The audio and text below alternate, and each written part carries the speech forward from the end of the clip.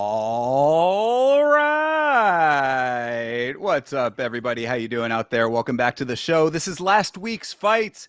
My name is Thinker St. James, and tonight we are going over each and every fight from UFC 320, Ankalaev versus Pereira 2, taking a look back at Dana White's Contender Series Week 8, and looking forward towards UFC Rio. And to do all of that with me, the man, the myth, the legend, my good friend and co-host, Mr. Chase Parton, who always lasts longer than 80 seconds. How are you, sir? Dude, awesome. This was definitely a week to remember. Weekend was obviously more memorable than the week, but I'm excited to talk about it. We had fights and there's just nothing else to say. I love to see the chat already here. So shout out to you guys early. I'm gonna go ahead and shout them out, Thinker. Please. Beeb, Hydra, TJF, you guys, the guys. Love it. Yes, absolutely. Thank you for being here. If you are Oh, and new, John Dong. oh, John Dong. Sorry, before we go on, John yeah, Dong. please. Got to make sure you get John Dong in there.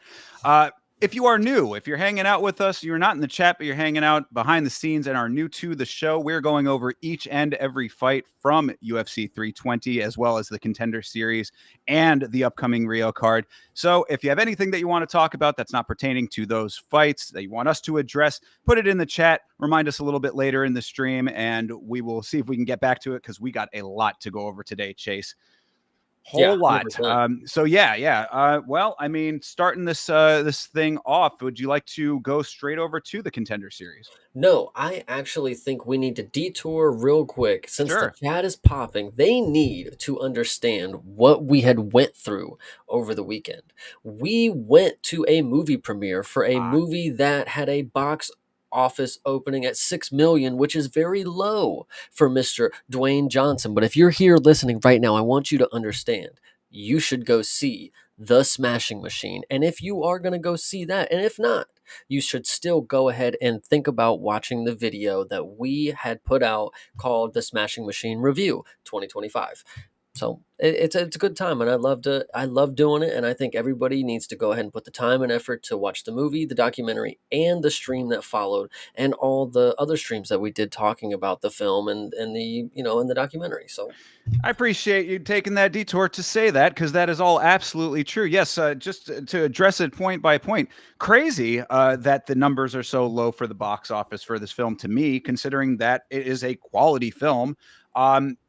Probably a number of different reasons for that, and I'm sure that you can digest and try to dissect that in a million different ways. But if you have not seen it and are a fan of films, you could do a lot worse than going to see it in the theater. Support it either way. If you're going to wait until it comes out on home video or whatever, too, that's fine. But I would say it's worth a trip to the movie theaters for it. In addition to that, yes, we are one of the most preeminent channels on YouTube when it comes to the Smashing Machine as an entity, both the current film, the documentary, and the culture surrounding all of that. So you can watch the review that we did of the new one. You can watch the review of the original documentary. You do all of that together. You have an omnibus, a complete understanding of the entire Smashing Machine ecosystem, and then you can supplement that with some MMA on points coverage as well, because they did a great job there too. But start with us. yeah, absolutely. We were definitely the highlight of it, and I tell you, it was maybe the highlight of the weekend up until Saturday. But first, we have to talk about Tuesday. So go ahead. Absolutely. Let's take a look over at this last week of the Contender Series. This was week 8, and man, this was another really good one with some interesting fights on it. One which stuck out to me very strongly, but we will go through them all, of course. Starting off with Rashid Vagabov versus Paulo Henrique. What did you Yeah, think of this amazing performance from a student of Mr. Habib Nurmagomedov? well, I'm just glad. I'm glad that the Contender Series is so far away, and just it's such a spectacle. So like you kind of forget everything that happens, but then when you see their names, you may not know these people, but when you see their names and you see their picture, you're like, oh, I remember what the fuck these guys pulled off. So yes, Mr. Rashid Vagabov comes in here and is throwing leg kicks and then talking to Dana White. Like he's not really doing much that's impressive, which is really funny. Like he maybe throws a punch that lands like semi clean, and he's like, "You see that, Dana? You see that?" It's very funny. And I remember thinking like, if Enrique actually, if he actually could pull this off, like, because he actually looked very confident and like calm and collected with somebody who's like showboating and really not doing anything. It's kind of easy to get frustrated when somebody's not whooping your ass but acting like they are. So I can kind of see. I saw the idea here. He was composed. Now later on in the fight, he ended up again not doing anything. But Vagabov was more of the story because he was acting like he was the king of the fucking world. Brother. And I love Dana once again for being just so real to some of these fighters. Like you're a 7-1 favorite, and you're talking to me, and you're not even finishing the guy. Like so, just a very very funny performance because it's one of those ones where you just know it's like this guy. He thinks he's got it, and he knows he thinks he's got it. And wait till Dana has to just tear him down. Yeah, and it's funny because not only did Dana tear him down during the contract readings, but he also segued and kicked him again when he went to the next fight. He was like, you're not getting a contract, and then he moved on to the next one. He was like, unlike the last fight, this was actually really good. So yeah, Dana was not happy with this performance. It's one of those unfortunate things because like it was a very dominant performance for Vagabov. Obviously, he was in control the entire fight. Henrique, he needed to be rising to the occasion a little bit more than he did. So it was what it was, but it wasn't dominant enough for a finish. It was just a lot of control, a lot of grinding, good cardio, I would say, but not enough actual output to make it like contract worthy. And like, as you're getting, we know the show so well at this point that it's like, as you're getting towards like the early part of round 3, midway through round 3, you're like, oh yeah, there's no way that unless he pulls some crazy rabbit out of his ass, there's no way that this is going to get a contract. And thankfully, as we've said oftentimes, I have many disagreements with the way that Dana does certain things. When it comes to the Contender series, I think that like 9 times out of 10, he is exactly right with who gets contracts, who doesn't, and then who gets, those secondary things like, oh, we'll call you up if somebody drops out, et cetera, et cetera.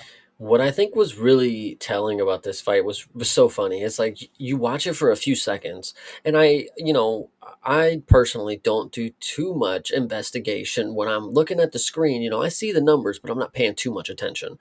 So when this fight started, and then I find out they're flyweights, I'm like, what the fuck? These guys are slow as hell. These guys are not fast or like very skillful. Like these are like you would have thought these were like 45ers kind of deal because they're just like not they're not flyweights. I mean, I know flyweights, and you can instantly tell like these dudes are just fucking they're on another level, and these guys just weren't really it. So yeah, I'm glad you mentioned that too, because yeah, you're absolutely correct about this fight. This was for flyweight very slowly paced, really mostly because of Vagabov. I mean, like this is why it like.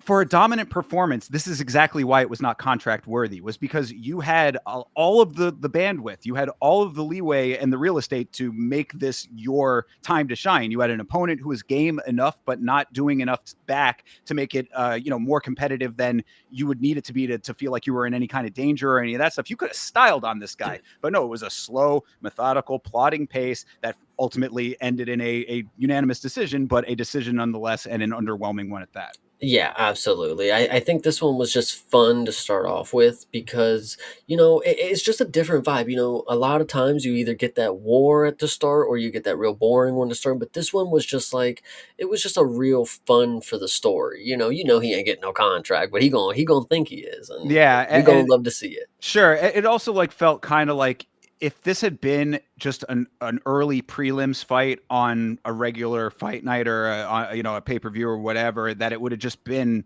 like, okay, we just had that fight and now we move on. But like, because it's here, that's always what these fighters need to remember about the Contender series. This is not like anything else you're ever going to experience when it comes to this sport. You have to show out here. Like you can't have a night like that. It says, oh yeah, no, I mean, I did good though. It's like, yeah, but good is not enough. So yeah, so this was definitely story-wise a good learning experience for all of those other future fighters out there. Learn from this fight. A dominant victory is always going to be enough.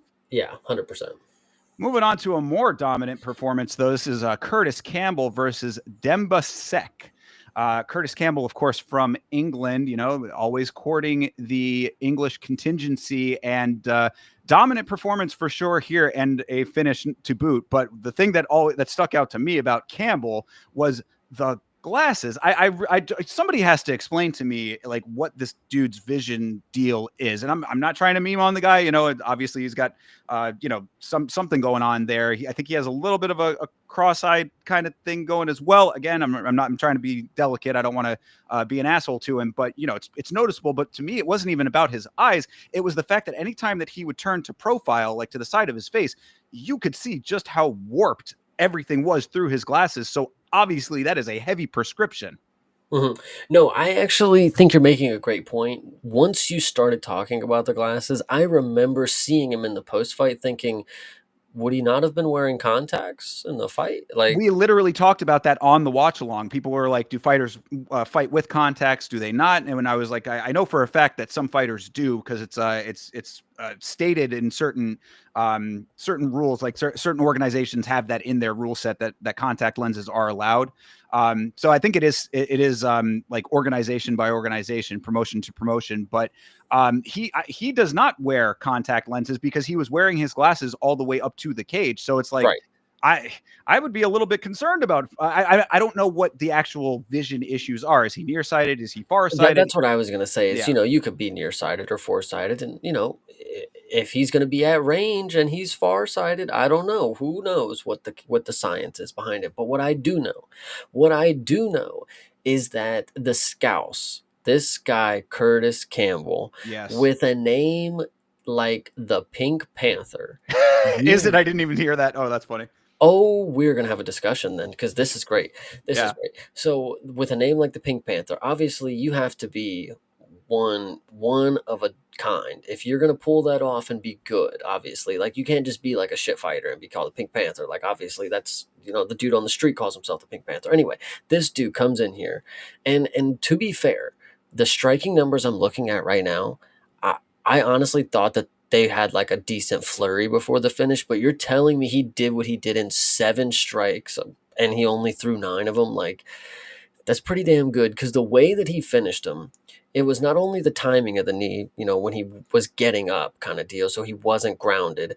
It was just the impact of the knee that just sent Demba. He didn't go flat, but like he was definitely unconscious midway through getting up, and he fell down and then got finished.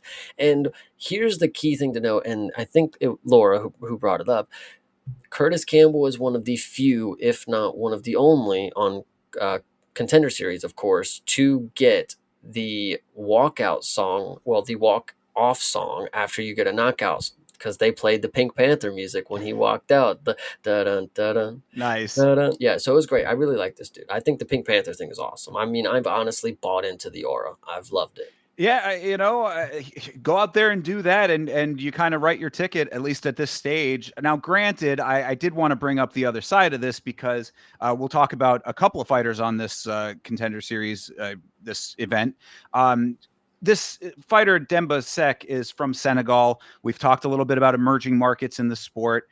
You're going to have varying degrees of the training and the quality of the training and the conditioning, all of the elements that go into creating a quality fighter before they enter the octagon is going to be a little bit of a grab bag when it comes to the developing markets. So unfortunate for Sek here, as a representative of Senegal, that he's going up against Mr. Campbell, who is from England with a much more rich history of combat sports. So, we're going to have to see, as always, it's always the preface. We're going to have to see how Campbell does when he's against a more experienced level of competition. But for this here right now, he went in there and handled business, because this really was like Sek had, I think, maybe a very brief, because I also remember what you were saying, where it was like there was a little bit of an exchange, but I think it was more him trying to get him to the ground, and that's when the problem started, and that's also where the experience gap lied as well. Yeah, I was gonna say, I thought Curtis Campbell did really, really good. It's not that he just finished him and I'm like glazing over his ability to knock somebody out. It's like I think I really saw a decent amount of a skill set that makes me think like this is raw potential that's good. And then once you get more UFC training behind him, he's only gonna get better, because he mixed up the strikes. He finished him without, getting a finish that is not using your hands, per se, decent amount of skill. I'd say a lot of people got to punch people to knock him out. He didn't have to do all that. So I think, and he was shooting takedowns, 2 for 5, whatever you want to say. He was showcasing a lot, and he has a Muay Thai tattoo on his stomach. So cool guy. I like her. I'm telling you, big fan of this guy right here. Yeah, absolutely. Why not? I mean, he's obviously coming from good stock because he's training with the best combat sports athlete out of Liverpool, Darren Till. Hmm. So, You're not not Patty. wrong. Yeah, no, I will. I mean, he actually is really up there. I mean, everybody would think that Patty, of course, gets that honor, but Darren Till doing some fine work outside of the UFC. So congratulations to him on his successes. Liverpool rising. I mean, is Liverpool the best base for mixed Yeah, martial arts? Question mark. it Um, might be as of right now. So we'll see. at least in England. But yeah, so shout out to Curtis Campbell here, getting the job done in emphatic fashion and making some fans out of the two of us and the chat, it would seem. Yeah, absolutely. All right, moving forward. This was was it Eliezer? Yeah, Eliezer Kubanza versus Christopher Alvidrez. This one was there was a little bit more to this fight. This went a little bit deeper into round one. Alvidrez, I remember, had some pretty good movement, but again, Kubanza, another representative of an emerging market. He's from the Democratic Republic of Congo, also the same place that Mr. Musasa is from, by the way. And I would say that the quality level is somewhat lacking in that region based on what we have seen so far. Um, that all may be true, and maybe we'll get into it in a second. But my first question is: did you hear the backstory that Christopher Alvidrez had? Refresh my memory. I can't remember who it was, but there was some mentorship that just like an actor or something had with him. I forget, Interesting. yeah, I forget what it was. It was something they were like some such and such, he's been mentoring him since he was like, a young teenager or whatever, and he's been by his side. And I'm like, that's kind of interesting. Like it's just like a musician or an actor. I forget what it was. Somebody in the chat, please refresh me. But either way, what I want to say is this guy very talented and obviously very powerful.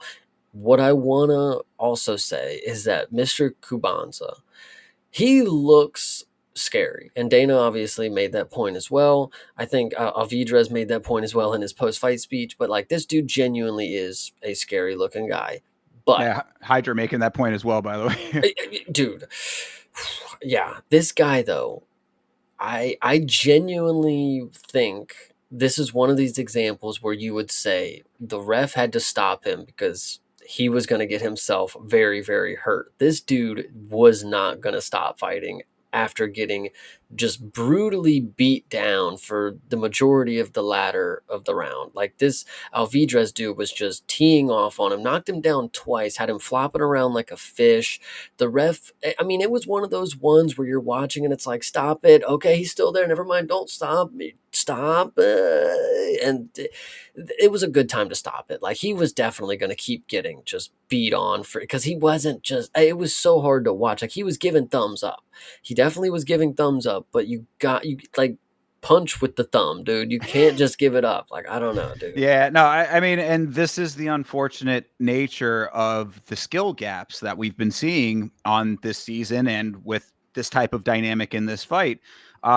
Alvidrez obviously a much more conditioned fighter, not just in his physical conditioning, but just as a product in this Yeah. sport, so to speak. He's a better construction as a fighter because the tool set was put in place earlier for him. Kubanza maybe not having as much of that, as much molding in the sport just yet. So that is what you will see from time to time is that level of disparity between the two of them. And, Alvidrez doing exactly what he is supposed to do. And Dana even acknowledging during the contract portion saying, you went up against the scariest looking guy on the card and came out, unscathed essentially, or, take a little bit of damage, but not enough to worse He was for on wear. crutches walking out, everybody. Let's be real. He was on crutches, hobbling out. So Yeah. whether it was a low kick or whatever, but that scary guy did something. I'll tell you guys. Yeah, it's a slightly scathed, I would say. But yeah, no, but look, he got his arm raised. I mean, this was exactly what you're supposed to do, and against a guy that imposing. Now, of course, we all know if you're more keyed into the sport, know that the physique does not always equal power, but with this guy, it did seem he was pretty powerful. So shout out to Alvidrez for solving the puzzle and not letting himself get overwhelmed or intimidated. So we talked about Mr. Campbell's nickname with the Pink Panther. I did not catch this one during the broadcast. Maybe there's a reason they did not say it because it has, in my opinion, little less aura than the Pink Panther. Christopher Alvidrez's nickname is the Newborn. Okay. Well, I mean, maybe that's going towards what Hydra is was coming in with With reporting the for us. Just to catch everybody up who's audio only. Hydra doing a little bit of back behind the scenes producing for us. The backstory of Alvidrez is that he was a 5-star college football recruit, drove off of a cliff and went through the windshield, moved to Miami from California, and started MMA because a fortune cookie said your life will change. So this man, I mean, he made newborn in his move from to Miami, and newborn in his professional sports life. Maybe there's a little bit of a deeper meaning, but on surface level, yeah, maybe not the most aura out of that. Or for Christian reasons. There you go, Hydra, doing more investigation. But I wish Hydra would figure out who that celebrity was. I can't remember the name, but I thought it was just so. It was an oddball story. Just like randomly, you're just mentored by Chris Angel. It's like, oh, what? Okay, and you're just okay. But either way, so Is Chris Angel the best base for mixed martial arts? I mean, it might have to be, but yeah, no, this was a really good fight, really good performance for Alvidrez. But I think I'm gonna have to see a little more. Unlike Curtis Campbell, I don't think I saw all the raw potential and the skill sets. I just saw this dude beat the hell out of this guy. So I don't think. Hopefully, somebody, the next guy or next two guys, whatever it takes, are not going to let that happen, and then we're going to have to actually see him work around to finish. But up Yeah. until that has to happen, I mean, send him fucking. I mean, at welterweight, dude, I don't fucking Oh, know, there's a dude. million options at welterweight, and Yeah, also, for a welterweight, he's a. I don't want to say that he's like small, but he at least seemed to me to be slightly like based on the welterweights that are in the higher echelon of the division, that he might be slightly undersized compared to them. But he moves very well. So I mm, mean, as a dude who is in that middling kind of weight class, he has good range of motion, so he has an advantage even without being like super huge. yeah, 100%. All right, now this is the fight that really stuck out to me here as like the big takeaway from this episode. This was Louis Jourdain versus Magno Diaz. Now, of course, Jourdain is the brother of the other Jourdain, the why am I forgetting Charles. his first name? Yes, Charles. Excuse me. Sorry about that. Yes, Charles Jourdain. He's his brother. He's his younger brother. And coming into this fight, he looked phenomenal. And I mean, like, this was a performance that stuck out to me as like, I mean, granted, again, you're going up against a guy who maybe not pound for pound, skill for skill going to match up to that level, but the boxing out of Jourdain was just is insanely impressive. I mean, like his short controlled bursts of striking with the boxing and the way that he was mixing up his shots, I was like, there is really something here. And it was getting to the point because this was a third round knockout, and I was saying through those Submission. excuse me, submission. Well, yeah, he started off, he dropped him and submitted him, but club and sub. But I was saying, towards the middle of the fight leading into the second half, I was like, the only thing that this guy needs to do is finish this fight now to be a perfect Contender Series performance. And then he went out and did it in the third round. So really, this was this is a prospect to watch and could potentially be the better Jourdain brother. I this performance was good, especially for somebody coming into the Contender Series. But what I will say about what he was doing in the cage, and the what I'm trying to this was a performance that was exactly like Charles Jourdain always puts on. I mean, he always is a very good striker, very creative when it comes to the striking, always trying to do flying fucking knees, and then eventually he gets around to a fucking submission. I mean, he's a striker that just happens to get people choked up because they fucking get dropped or they shoot, and he's able to wrap up a neck or get their back. I thought this was just a vintage Charles Jourdain performance. And why that's impressive is because this is this guy's first professional bout that we've seen against, competition that's close to the UFC level. And then now he's going to go face the UFC level. I just think, if he's able to do what Charles Jourdain is doing now early on in his career, then yeah, he's definitely going to be the better one. He's going to be able to gain more skills and hone in on a lot of things that he's better at. Charles Jourdain is kind of in a weird position in his career, so he's make or break area. Louis Jourdain, if he can do what Charles Jourdain has done with his skill set at where he's at now, he's gonna be fine. This dude's gonna be good. I mean, 3 losses kind of sucks, but I mean, he's good. He's gonna be fine. To me, it just signals more experience and building up a pedigree for yourself, having gone through a couple of losses coming in with the skill level. I mean, sometimes it's like, okay, yeah, if you have a couple of losses and you haven't really gained anything from it, then that's one thing. But for him, I mean, I think that it really just rounds him out. It smooths off the edges. Now, the one thing I would say is that his brother has been slightly chinny in the past, if I recall. I mean, I think I'm pretty safe in that assessment. So we're going to have to see how his chin holds up against getting tested by some of these guys who are going to be in there trying to take his head off at bantamweight.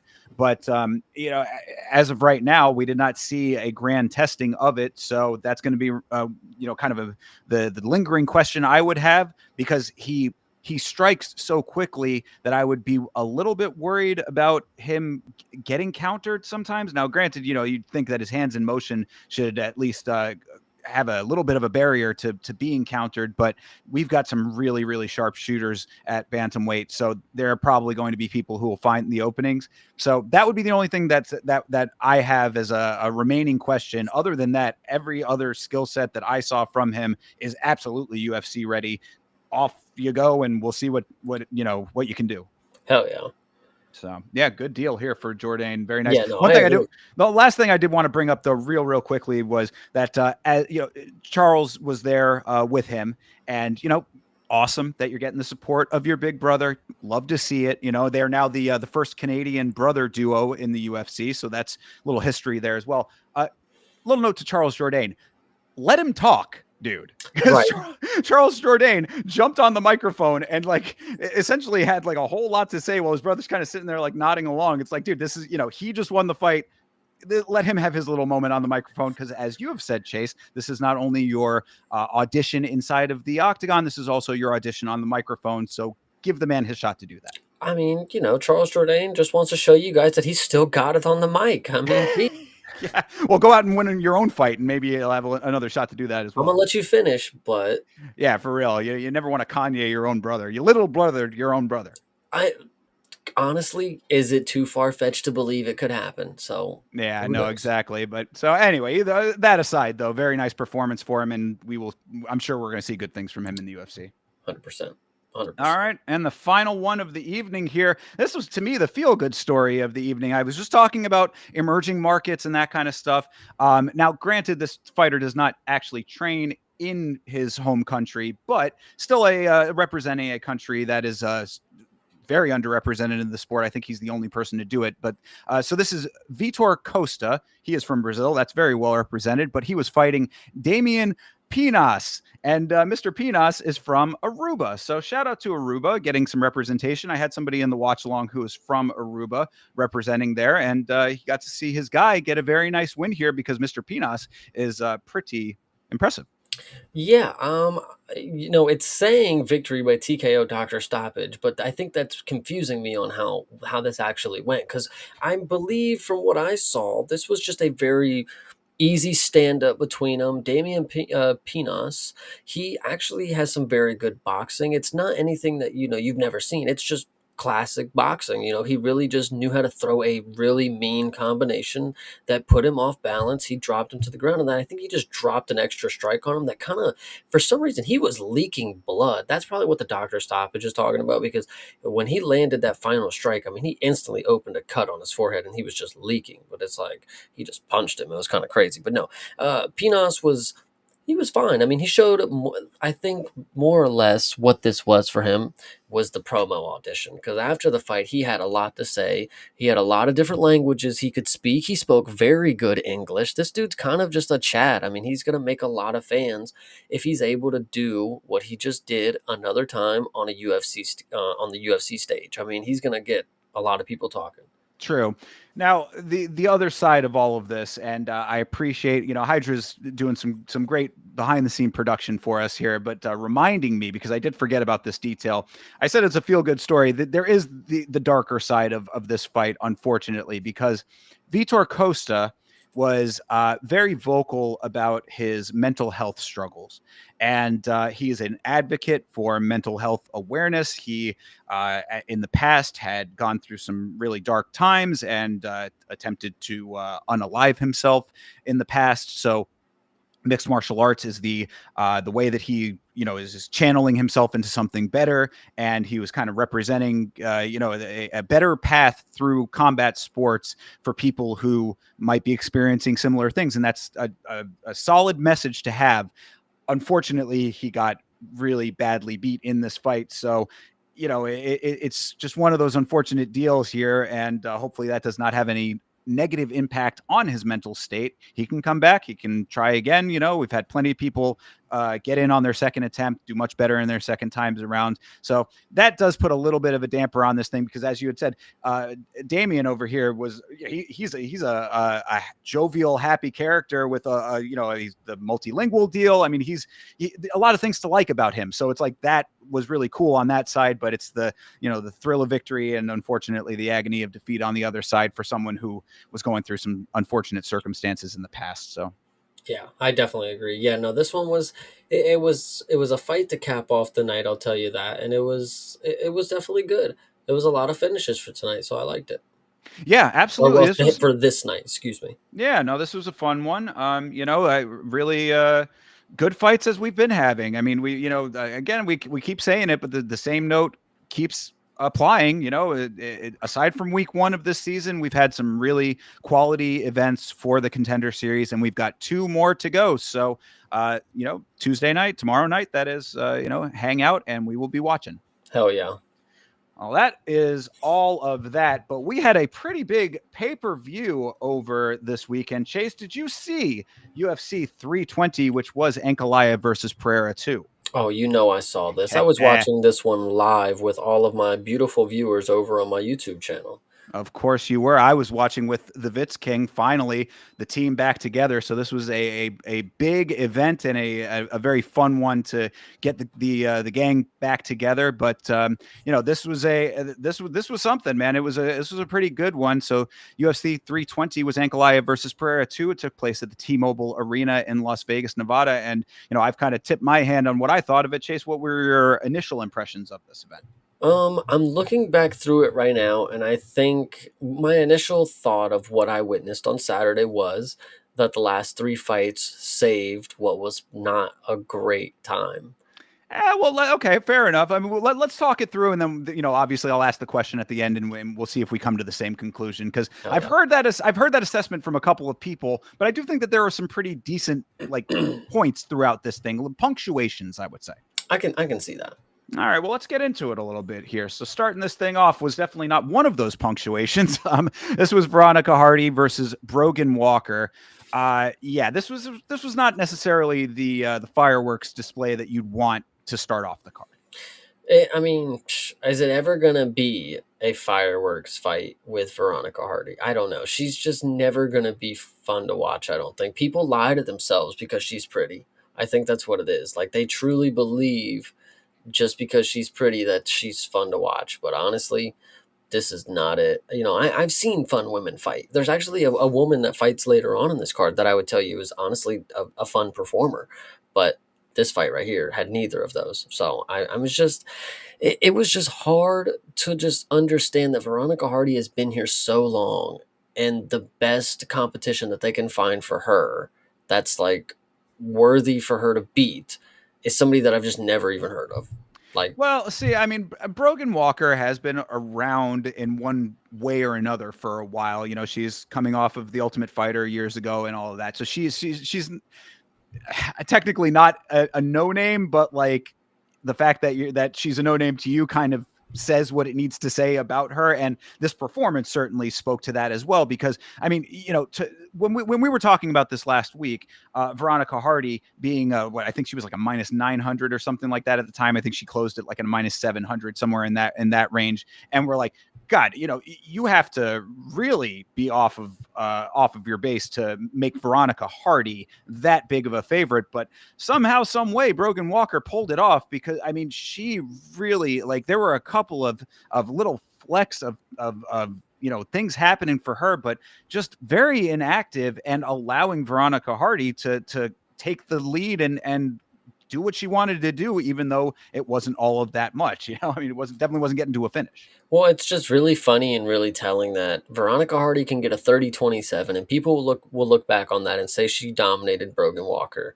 But in every single round of this fight, Brogan Walker reversed the position like right at the end of the round and made Veronica Hardy look like a fucking child. So I don't know, like, if you give her anybody that's like decent, they flip that position way earlier in the round, and then Veronica Hardy sits on her back for the entirety of it. Because that's exactly what Brogan did to her. She literally just like decided she was gonna get up, and she just flipped her over, and then now she was, and it was one of those ones, because I remember sitting here thinking like, okay, yeah, Veronica's got this in the bag. She's coasting. Oh my fucking god, never mind. She's fucking cooked. Like, it's instant. Just like she gets like almost fucking eviscerated before the bell ends or some shit like that. Like, I just, not somebody that I'm ever gonna put my money in.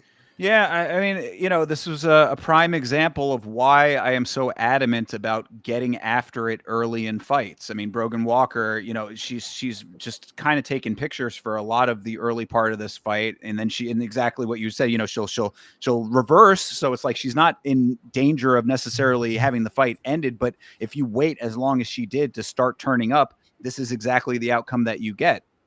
So, I Mhm. mean, there was that. There was a couple of minor things I did want to give a little bit of credit to Hardy for. There was one portion early in the fight where she landed those two kicks as Brogan was getting back to her feet. They'd been on the ground, and Brogan was getting herself back up, and she landed two very nice legal kicks when Walker was kind of doubled over, kind of hunched over there. So I was like, that was great awareness on her part to land the kicks and for them both to be legal. So credit where credit is due there. She also almost had the armbar at the end of round one. And we know that she almost had the armbar at the end of round one because she thought that Walker tapped, apparently, and was pretty Oh, vocal about it. that was really stupid. Like, Yeah. Weird yeah, gamesmanship. yeah, she literally tried to get a free win. We went to the replay. Nothing had, literally never said a thing. Never even insinuated that she was gonna tap. And Veronica Hardy is screaming her fucking life out, like, ah. Yeah, So, Veronica Overeem over here, clearly feeling the tap. But yeah, and that's how that it's like. I get. Let me run that back. That's a thing that, to me, I think that there might even need to be some kind of, like, at least a conversation from the organization. And I'll tell you why. The reason that I would think that is because they. You had the production team having to scramble to get replays together, like the commentary teams, like, what was she talking about? Like, you're creating a situation out of that, and all of that has to happen between rounds. That's a short amount of time for everybody to get all of that together based on you essentially creating something out of thin air. So, mhm. like, I just think that there should be some kind of ding, or at least like a talking to about something like that, because especially when there's no basis whatsoever for it. Well, if you listen to Hydro real quick, Joe Rogan says it's a veteran move. I mean, that's going to be the only quota that's going around is veteran moves are okay in the UFC. We don't need to scramble. You guys just make the calls on your own. We'll figure it out. Don't worry. Yeah, super savvy there. Mhm. But yeah, I mean, that's really about it for this fight. Veronica dropped Rogan early in the second round as well, but it was kind of a weird one. She sort of just stumbled back, but it was a Yeah, the drop. So fact they gave her a knockdown for it, when I saw the replay. I've seen plenty of knockdowns that they're like, no way, that's a stumble. No, he tripped. You're gonna give Veronica fucking Hardy this knockdown here. All right. Oh, okay. I'm okay with it. Like, seeing it back, I mean, she definitely did, like, kind of trip herself up in addition to it, but it started off with a shot, so I'm fine. Whatever. You got to at Fair. least get. There has to be something in this fight worth value in any way, shape, or form. Sad to say, and I was really hoping that Brogan Walker, being a quote unquote veteran, a person who's been around the sport for a very long time, like that.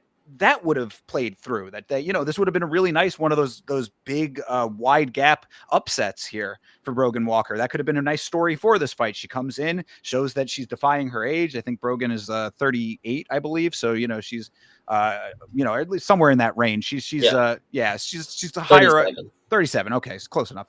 But you know, it would have been nice to see if she could have come in here and proved everybody wrong. You know, I'm always up for an underdog story in that way, but instead we got a boring Veronica Hardy win, and then we just move on and pretend it didn't happen. Yeah, I definitely agree. All right. So with that said, let's move on and pretend it didn't happen. Next up was Ramiz Brahimaj versus Austin Vanderford. This was a little bit of a better one.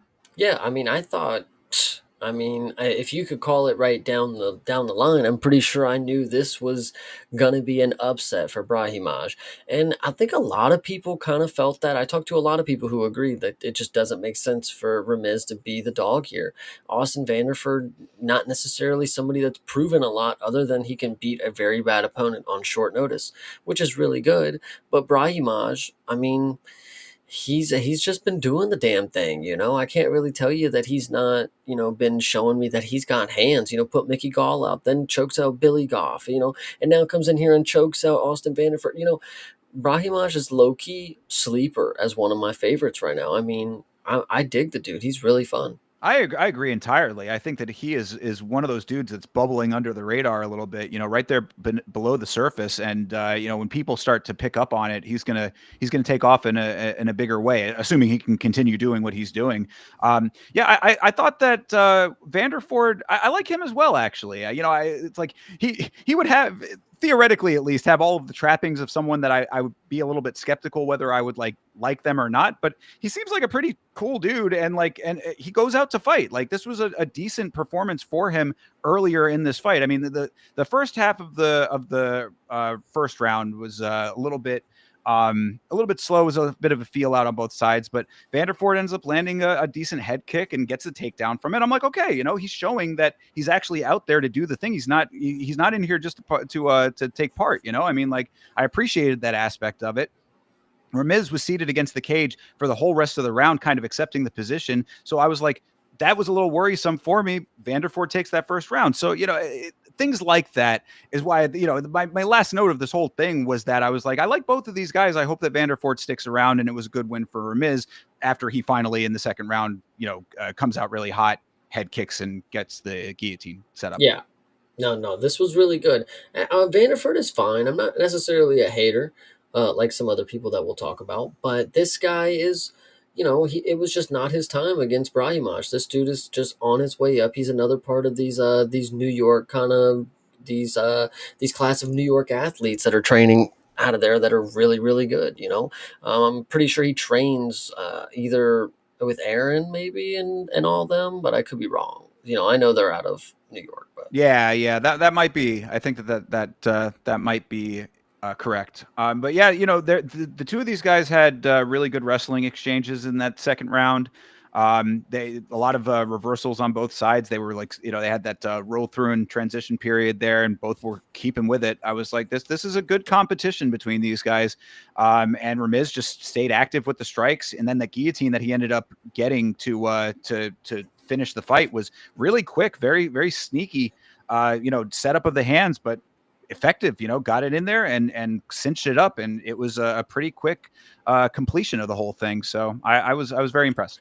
I'm glad I was pretty vocal about being confident in Brahimaj. I thought this was really good. I'll bring it up again because I'm pretty sure I brought it up last week. There was some random genius on Twitter who said, if you are the better wrestler, but you are the worst striker and grappler, you are going to decide where you lose the fight. Perfect example right here. You might be able to get him down one time in one round. He's gonna get up. He's gonna outstrike you. When you get him down again, he's gonna be able to just cook you with whatever grappling maneuver he thinks is right for the situation. And it was a guillotine this time. So shout out Brahimaj. There you go. Something that you have stated a number of times and remains true here in this fight. Also thought it was a little bit interesting after the fight was concluded when Ramiz got up into Vanderford's ear and yelled, "You gave me nightmares." I was like, that's I did something. not catch that. Yeah, it was something commentary kind of picked up on, and I like listened back, and I was like, oh yeah, that he's a bit of a character, I guess is why I just to say that.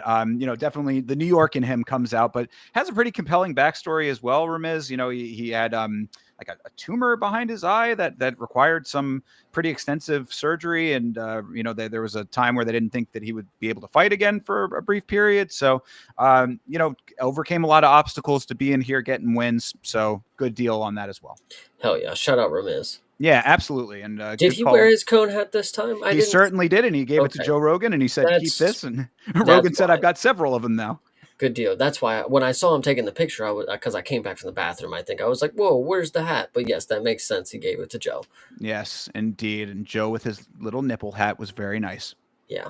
All right, moving on to the next one here. This is another kind of lower point, I guess. This was Farid Basharat versus Chris Gutierrez. What I said about this is what I was saying on the watch along watching this. When Gutierrez cannot get his kick game going, he just does not have a plan B. And nowhere was that more apparent than in this fight. I mean, like his striking with his hand striking is just not there, which is amazing at this point, considering that he is 22, 7-2. This man has been in a lot of fights in his time. You would think that, using his hands would be something that he'd be a little bit more proficient with, but he is just Mr. Kick. And when he cannot be Mr. Kick, it does not go his way.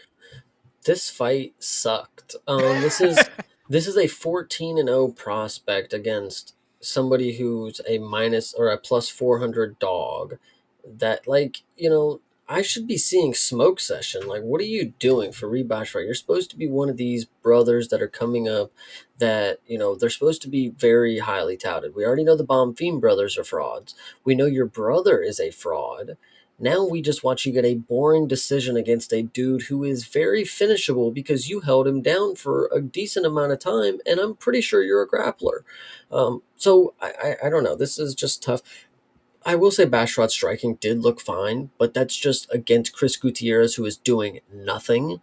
So I don't know. It's hard for me to say that I'm a Basharat fan. I was going against the other Basharat bro, against Simone, and that did not work. So I'm not putting too much stock into this one either.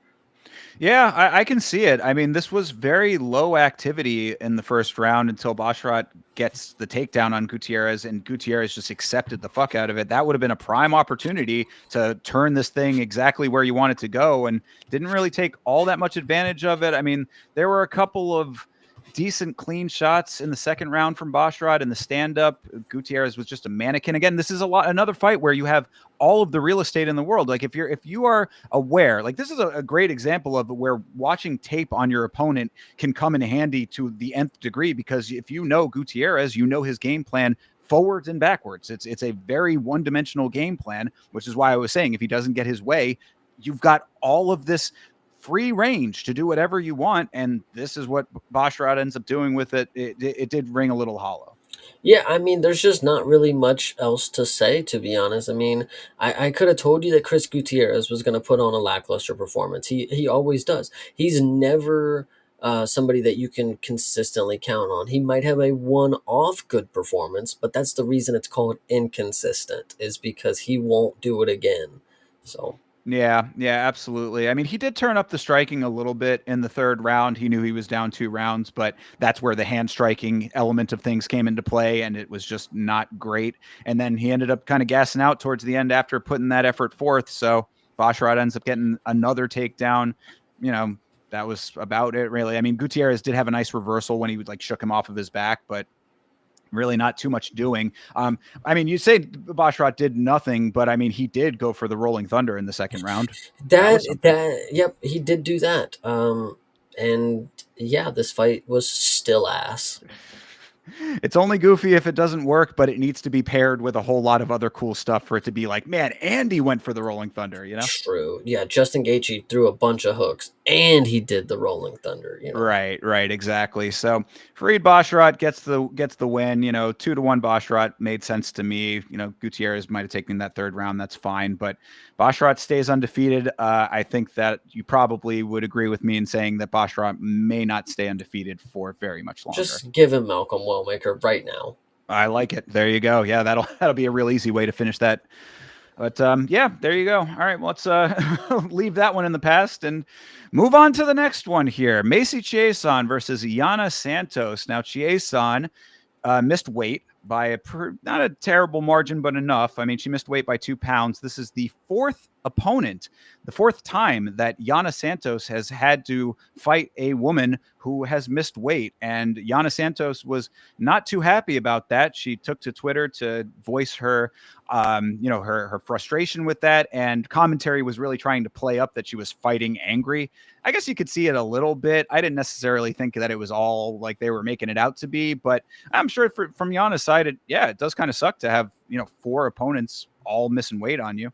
I mean, it's not even about how many opponents have missed weight against Yana Santos. This is specifically about Macy Chiasson missing weight in her last 2 bouts. True. Very So true. what is going on with her? You're at the bantamweight. You know what's crazy about Macy Chiasson? When you look at her, she's very slender. She is very slim for a bantamweight woman. Kayla Harrison has successfully made bantamweight weight 2 times in the last 2 bouts. You have made it 0 times in the last 2 bouts. There is no fucking excuse. Like, seriously. Well, I mean, and this also goes to the exact conversation you and I were having on the last episode. And I was agreeing with you entirely that it just seems that Macy Chiasson, something is just off. And like we thought it might have been a one-off in her last fight. She did very poorly in her last fight. We were both hoping that she was going to come into this fight renewed, restored, a little bit better condition, a better acumen to go out there and actually win the fight. And not only does she miss weight, like you said, which is completely unacceptable, especially twice in a row, but did not really have much success at all. It seemed like she was very apprehensive to get in there and start doing what she needed to do until the very end of the fight as well. So, I mean, this is kind of similar. We were just talking about that with Chris Gutierrez turning up in the third round. I mean, this was not very much different. And when you have Yana Santos on the other side, who a person who's, we talk about defying your age, Yana Santos is up there as well. I believe that she is 38, I think. And what I said about her, I'm like, it's unfortunate that she is only now really coming into her own, because this is like a couple of performances in a row for Yana Santos where I've thought that she looked really, really quality, like very, very skilled, kick game on point. Didn't even have to do as much kicking in this fight, but still did it. A lot of knees. Yana Santos is a very skilled mixed martial artist. She's just a little bit old for the game at this point. I mean, all of that being said, with that dynamic, Chiasson, like, she needed to go. Like, there was none of that. I think what the main issue, and it's going to go back to the weight thing again, is Dana White sincerely needs to get a grip on the tough alum. They just feel like they can get away with whatever the fuck they want. Chiasson, Brian Battle, Kelvin Gastelum, the list can go on and on for these people that have been a part of the system, and they're veterans. They're supposed to be professionals, and they just seemingly forgot how to get on their weight. Like, I don't get how this is a continued thing. What is happening that Dana White is allowing this to happen? Like, they're not that special of people. To you, they are, Dana, because, they're bringing you TV ratings that, 1,700 people in America have watched. But it's a serious issue when they can just get away with whatever the fuck they want. And I know Brian Battle got cut, but honestly, Chiasson probably needs to as well after missing it again. And then I don't know, she just don't have no fucking problem with it. It's whatever. It is very interesting that is a through line for the Ultimate Fighter alum. That's an odd kind of, it feels like it might be a coincidence, but it's like you get so many coincidences, then it's like, where's the pattern, right? Yeah. Not only, you're saying, two weight misses and then 2 losses. What I had said on the watch along was that, it goes back to the idea that like if you're going to miss weight, it can go either direction. Like sometimes you miss weight and you're just not really taking the cut seriously, and maybe you come in with that a little bit more comfortable, a little bit, not having to rehydrate, all of those things, not an issue. You come in and you can win the fight that way. The extra weight helps you out. Other times you miss weight and it could be a detriment. There could be problems with the weight cut. You could be sick. You could be injured. There's a lot of different reasons for that. This is now twice where it would seem, if at least if that's the reason, or there's something else I don't know about it, but there 2 times in a row now, missing weight and losing. You're really doing yourself no favors with this, Macy Chiasson, especially after having had some decent success. I mean, there was a time not very long ago where I was thinking Chiasson might be potentially a contender here. Not anymore. Yeah, I remember you saying just that. I actually also remember way back when I said specifically that when I first saw Yana Santos fight, I thought, wow, we have a really good prospect on our hand. Key is she's 37 years old, 38 Right. years old, whatever it is. But proving once again that I just know sometimes Yana Santos is really fucking good. I mean, Chason is just damn near. I love when you used to call them mannequins, because that's really what they end up doing. Is they just end up deer in the headlights, taking pictures. Is another good one that you have. And Yana Santos, she kind of reminds me of Manon. I really think her striking is very Manon Firo. She does a lot more kicks, not in this one, like you said, but I really think she is just like a hard nosed kind of. She's ready to just brawl. I do kind of like Yana Santos. She really does get my respect. Yeah, absolutely. I mean, this is, of course, Yana Santos now. She's been around for a long time. I remember her as Yana Kunitskaya, and that's what goes back to what I was saying before, where it's like it's unfortunate that like she's been around for so long and just now is like really starting to come into her own, because it is just a little bit late in the game for it. I often am the one to say women do have a little bit more of a window there, so maybe there's some potential for her, to continue on. But I feel like this like well-roundedness that she has now, if she had gotten to this point at like 32, then the conversation could be a lot different surrounding her. But either way, continue to rack up the wins, and I will continue to be very impressed by them. And I will also continue to laugh when Macy, who, finally in the second half of the third round has some decent success. She ended up getting the rear naked there towards the end. And, shout out to Yana for staying calm, composed, not letting herself get flustered and making it to the horn. But after all of that, Macy gets up and starts emoting like she didn't just lose 12 and a half minutes of the fight leading up to that exact thing. Yeah, you love to see it. You love to see delusion classic from the tough alum. That's just it's built into their DNA. Missing weight and thinking that you've won a fight when you've completely lost. So Yeah, absolutely. And also being very accepting of the tie clinch, very too comfortable in the tie clinch when Yana was working her over in it. She did not throw a whole lot of kicks in this fight, but she did throw a lot of knees, and Macy was trying to keep up with her knee for knee. That was never going to work. Myron Santos is another tough alum that is missing weight. So You're cooking with this one, bro. I mean, this is a pattern that I don't know if many people are picking up on, but I mean, that's legit. Look, I mean, yeah. you just named 5 of them within, that's just off the top of your head. So I mean, that's, maybe there's some investigating that needs to be happening over here as to why it's always these tough guys and Yeah, ladies. I agree. Somebody out there, make your video. Yeah, there you go. Indeed. So either way, though, another nice win for Yana Santos. And I mean, if she's going to do anything, like if she has any greater aspirations, like to move up in the rankings, like I really hope that they give her the opportunity to do that at this point, because like the time is definitely now. You know what I also would like to say is that every time Yana Santos wins, she gets into her little winner circle and she puts her arm around this dude that looks just like that guy John Jones fought. Like I don't know. Well, wasn't going to bring it up, but that is a fun element of this. Of course, Yana Santos's husband is Thiago Santos.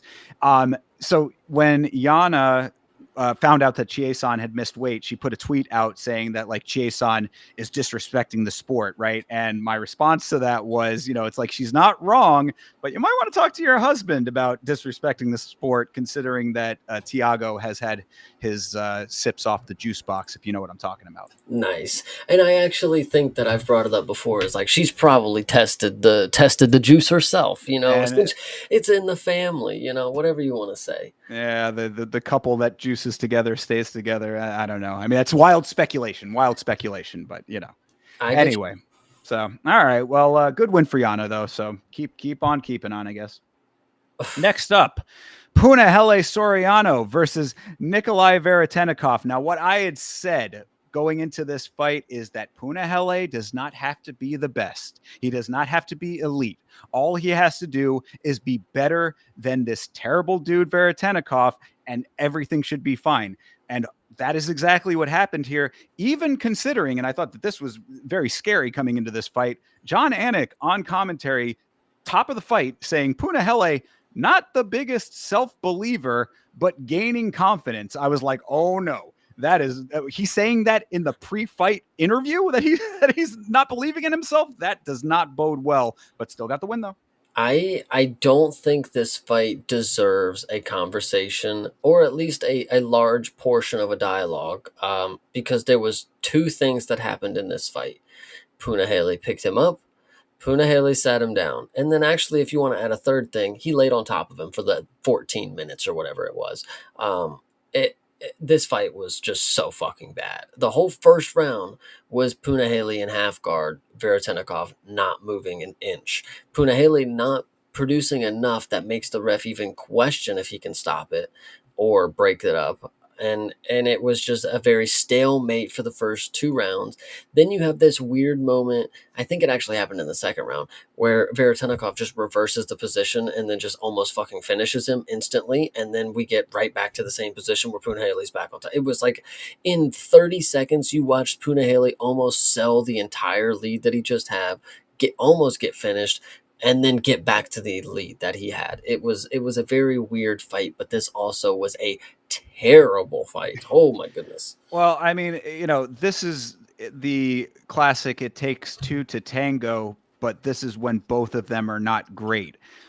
This guy Veretennikov, I mean, we've been saying it for a while, and if you go back, listen back to some of the old episodes of this show. The exact thing that I said is that it was unfortunate that he won his last fight because it's going to give anybody the impression that he is UFC caliber, which he is not. Now, going to your point, the reason I say all of that is to say this Veretennikov guy went for the guillotine. He jumped guillotine 4 times. Punahele slips it 4 times. Yeah. No water from the dry well, you dope, is what I was saying. I was like, this dude, like, talk about a million ways to get yourself right back to the bottom. I'm just watching this time and time again. You're exactly correct. This was not a great fight from an entertainment standpoint, but it certainly was a masterclass in wet blanketing from Punahele, because that's all he had to do, except for that one instance you mentioned where he got reversed and then re-reversed. So it's like, and Hydra had asked in the chat a little bit earlier about listening to the corner and like what are the impressions of like either fighters not listening or or pushing back on the advice. I thought that when it comes to a fight like this, I thought that Veretennikov's corner was doing the best that they could, because they were like, there was the one time that they stayed with the corner in between rounds, and he was getting hammered by his corner. He's like, dude, you need to knock this guy out. Like, you're not doing the things that you need to do. You're letting him have free reign over where the positioning of this fight is taking place. You need to go out there and let your hands go. And then, true to life, Veretennikov just takes that information and tosses it out into the ocean and gets right back underneath. Yeah, absolutely. Yeah, like I said, this one just doesn't even deserve to have a conversation about, because there's nothing to take away for either of them. I mean, Veretennikov, take him away, specifically, take him away out of the UFC. Punahele, a welterweight dude, nope, just never. Yeah, I mean, he is on a 3-fight win streak now, so it's like, okay, that is good for him, and maybe this newfound self-confidence will lead him towards something better. He is training out of Extreme Couture, so they've had some pretty good successes there in the past. I know you've got mixed feelings about them now with that, but regardless, Eric Nixick, I do think, is one of the best coaches in the game. So Was again, we don't have to go down that road necessarily, but either way, the point is that he is from a team that has produced good quality at some time. So it's like if you're going to surround yourself with, like we're talking about the emerging markets on Contender Series, it's like they don't have the advantage of that. He has all of the advantages that you could possibly have when it comes to training.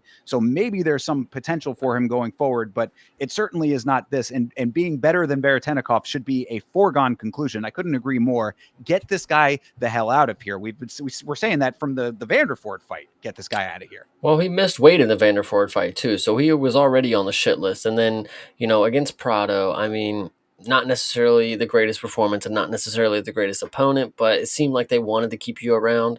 After this performance, I mean, surely they have to understand that you're just not that guy. Just not that guy. I mean, and we were just talking about like welterweight as far as like the caliber of fighters going up farther in that division. I mean, if you think that you're going to be able to hang with any of them with any of this shit, dude, I mean, good Lord, you're going to get smoked every day of the week with this. So Absolutely. unfortunate, but yeah, the big takeaway here is please, for the love of God, get this Veretennikov guy out of here because nothing good comes from a Veretennikov fight. I agree. Yeah. Between rounds of this fight was when Joe Rogan and DC were heaping some glowing praise on the Smashing Machine, by the way. So I did want to just reiterate, if anybody who is just joining us or joining us recently to this stream, if you have not seen our reviews, go ahead and give those a watch and go check out the movie as well, of course. Yeah, I actually do remember them talking about it. I can't remember what they said at this moment, but I remember thinking like, that's good that they said something about it. That's cool. Yeah, Rogan was just, saying how much they transformed The Rock into Mark Kerr and the makeup and the prosthetics and stuff, and DC was basically just saying it was a good movie. So yeah, I mean everybody that I have heard talk about it has said it is good. You know what I mean? Actually, it's funny you bring that up. I came across some people talking about it on Twitter, and I went through like the thread chain. A lot of people really genuinely just giving it a good review. And I can tell you for a fact, guys, they ain't pay me shit. So right, yeah, exactly. We are unpaid. We are objective observers of this. We are going in with our opinions as our own, and both of us, Chase more so than myself, but both of us will let you know if we are if we don't like something. So yeah, if that was the case, we would certainly say it. Not the case with the Smashing Machine, but it is the case with Veretennikov. So I'm very happy that we're done talking about him. Indeed, thank you for bringing it back around, and I could not agree more. Let's move on. Moving on to the prelims proper here. This was Edmen Shahbazyan versus Andre Muniz. Now, I had forgotten during our discussion last week that Muniz was the dude who got knocked out by a tap shot from Ikram Aliskerov in his last fight. I was like, when somebody in the chat had mentioned that, and I said, this dude is knockoutable. So this conclusion was very satisfying for that reason. It's so hard for me to confidently say that a person who's just on a big first round knockout streak, that he's just going to continue doing it. But I fed into the hype on this one, and you can see just how risky it was because for the first 4 minutes and 52 seconds, he did fuck all. He did fuck all. Edmen Shahbazyan did nothing to Andre Muniz. And then with like 12 seconds left in the round, the magical jab that Andre Muniz just can never evade, just staggers him, gets him off balance, and Shahbazyan goes for the kill. And he actually does have that killer instinct. I will give it to him. He's ready to finish the fight in the first round. There's no round two for this guy. But brother, if he would have survived 2 more seconds, you were going to be tired. I tell you that, because you left it all in that first round. And shout out to you for getting me some money, getting the slip paid off with the first round knockout, whatever you want to say. But like, dude, can you do it 4 minutes earlier? 4 minutes and 58 seconds is nuts. I was shitting myself, dude. Like, come on. Yeah, no, you're absolutely right. This was another slow start. There was an early knee from Edmen, followed by a lot of feel out and a decent amount of clinching as well. So, yeah, once he finally did get it, once both of them, I guess, got into the groove of it a little bit more, it was Muniz going for that takedown, but did not get it. Shahbazyan ended up getting back to his feet, a good job of him to break the control. I was like, a lot of times, we talk about accepting the position on the ground. I feel like a lot of times guys accept the back control as well a little bit too readily. So Shabazian not letting that happen, and then left hand was easy. I mean, it was sadly to say. I mean, this Andre Muniz, man, like this chin is really questionable, and they were talking on commentary about all of his ground game, and I'm sure that he's got decent skills on the ground if he can get it there. But if he can't, he is really exposed when it comes to the glass chin element of him. And it's been showing time over time now, because that left hand was an easy shot. It really was not, a crazy power shot. He didn't set it up like Ilya. I mean, this was just a swiping shot that landed, and Muniz was seeing stars. So, that is what it is. It definitely is what it is. Edben Shabazian, I mean, like I said, this dude is a round one knockout machine, but it's just not going to last forever. You're either going to get to the certain point where it doesn't, or you're going to get knocked back down and then you can keep doing it, or you're going to get to a certain point where you're going to not knock people out, but you're going to stay floating in that top level area. But then you've lost your greatest asset, is your knockout ability. So you're probably not going to be able to win with all the other skills that you have if you keep floating around the top. But that's just my opinion. Yeah, we've seen mixed results for him. He's been around for a long time. They were talking about that too. He started at 20 years old. He's 27 now, I believe. So it's a lot of experience that he's been racking up over this time. And it's like he's just another one of those guys. And I say it very often, but it's like a lot of the pieces of the puzzle, but just not the entire picture necessarily, is what it feels like to me. But he has been doing this decently enough recently, so it's like maybe there's still some time for something better out of Shabazian.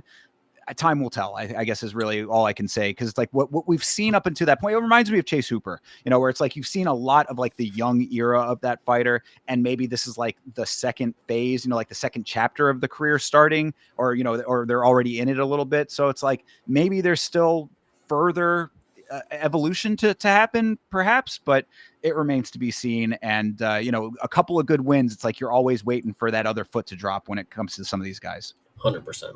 So good one here, though. Unlike this one. Now, okay, we got to talk about it. This is Patchy Mix versus it's a Jacob Wickwatch, I believe is how they were pronouncing his name. Another one of these. I don't even fucking know, bro. I know he's Polish and a dog. So Yeah, Vic Fosh. Somewhere along those lines. He's a KSW guy. If you saw my my watch along of KSW, you know that Polish names are amongst the craziest when it comes to pronunciation. But yes, I mean he is definitely a dog. But like, to me, the story of this has to be Patchy Mix. I mean, what I said about this, Patchy Mix might go down as the worst quote unquote high level guy to come over from Bellator in the history here. I mean, like we've seen a number of them now, and a bunch of them have not had great results. We've had a couple with better results than others, whatever. But like when it comes to this Patchy Mix, I've never seen somebody with a credentialed record like his have this much of a problem with a guy who, I mean, granted, he was a KSW standout, so it's like it's not like he's coming straight off the Contender series or anything like that. But you'd think that the disparity would be a lot greater than what you're getting out of this, and now this is a repeat offender in Patchy Mix. I would just like to start off by saying that there are a certain group of people, I'm not one of them, but there are people out there who are very upset and think that Patchy Mix was robbed in this decision. I have heard that. I don't agree. I definitely don't agree. I thought this was, I mean, if you want to give Patchy the last round, sure. The fact that one judge gave him 2 rounds is pretty absurd, because Jacob is honestly really fucking good. I mean, we talked about him as if he's a nobody. I mean, he's a nobody to us, but knowing that he is a KSW champion or former KSW champion, it did give him a little validity. Like, okay, we have a Bellator champ going against the KSW champ. This makes sense to see who's the better of the bottom tier promotion kind of guy. Jacob really put on a fucking good performance. I don't care about the control time that Patchy Mix had. He did, dude. What also was nuts? Oh my gosh, the craziest part about this fight, and the reason Patchy Mix is so fucking shit, is because he lost 2 rounds. In the third round, he's winning. He knows he has to get a finish. Apparently he didn't because he just wants to fucking nut hug for the last 30 seconds. No sense of urgency is just in big capital letters in the notes. I'm Yeah. like, dude, you're exactly. I mean, what I had said about, okay, just to backtrack just a Yeah. little bit. What I had said about the outcome of this fight is I would have been okay with a draw. Actually, I think that that the second round was very very close. It did go. There was some decent two-way action there. First round was pretty easy to Jacob. Yeah, the second round, I thought that there was at least a case on both sides. So it was like if it had been a draw, I would have been okay with that aspect of it. Split decision win for Vic Lost or whatever is that's also still fine with me as well. But yeah, you're exactly right. I mean, when it comes to trying to actually win the fight, it just never seems like Patchy Mix is doing that ever. Like there's no time where he has any urgency at all in the fight, especially when he needs to be doing it in the third round. And it makes it worse because if he was one of these fighters that did have killer instinct and he could find a late finish, that'd be all good and well because it would make the rest of what his style and skill set, it wouldn't make it look as bad because dude, he is genuinely one of the worst in the stand up. He just stands there, no head movement, no hands near his face, just gets punched like uncontrollable amounts of times in his face. He doesn't block his face. He also doesn't block his stomach. Jacob was killing him with the teep kicks and stuff to the stomach, especially early on. He's just spammed him like three back to back to back and then just popped him with a jab. And what does Patchy do? Just walk forward. Like he's got like the zombie style, but it doesn't work because he's not like throwing back. He's just getting his ass whooped. He's So so stiff. I mean, yeah. like it's very strange. I mean, like you like again with the amount of experience, like it really, I on the watch along, I'm sitting there like questioning. I'm like, who was this guy fighting in Bellator? It's like the stiffness that you see out of him is something that is like you think could not be effective. Bro, he used to call out Sugar Sean and Marab. Like it genuinely is fascinating the level of delusion that you can get in this game because you got to think about it. Patchy Mix, when it comes to professional bouts, okay, he's not going against the top competition, but when it comes to training, he is certainly training with the top competition. It's all the same people when it comes to the top. They get their sparring partners, and that's what they do. Patchy Mix, if he wasn't delusional, he would have known that his skills are not on the level of the people that he had been training with, and I don't know, bro. There's Yeah. just no way that it looked different on the mats. It's funny that you mentioned that because my very very last note of my list was the cut Patchy and force him to listen to his old Bellator interviews where he said he could hang with Sean O'Malley on repeat for all eternity. Yeah, literally. This dude, I I feel bad for him too because like, you know, there's confidence and then there's just being a little cocky prick, and like this dude really just came off as a little cocky asshole. Like and he didn't live up to it. It's one thing to come out here and knock heads off and just tell everybody that you're gonna do it. You can be an asshole if that's you. But brother, you're a submission guy that has never once made me believe that you have grappling of the top level. So Well, and that's also what I was kind of leading up to as well. Got a little deviated, but like when I was talking about the stiffness of his stand-up game, it's like it's amazing to me that could be effective as a striking base, and then also that you could actually transition that to be effective as a grappler. Because it's like to be that stiff standing up, like it doesn't seem that you would have any bodily flow in the other areas of mixed martial arts. But whatever. what I would say to that is that most of the time he most likely was getting whooped and ended up on the bottom and then his grappling came into play, or it went to the clinch, and I'm pretty sure I've seen this dude pull a triangle from like the clinch cage side position. So it's Yeah. probably something along those lines because there's just no way. This dude's never shot a double leg. He's never grabbed a single. He only just walks forward until you're close enough to grab. And if you have somebody who can just stay on the outside, like Jacob was doing great.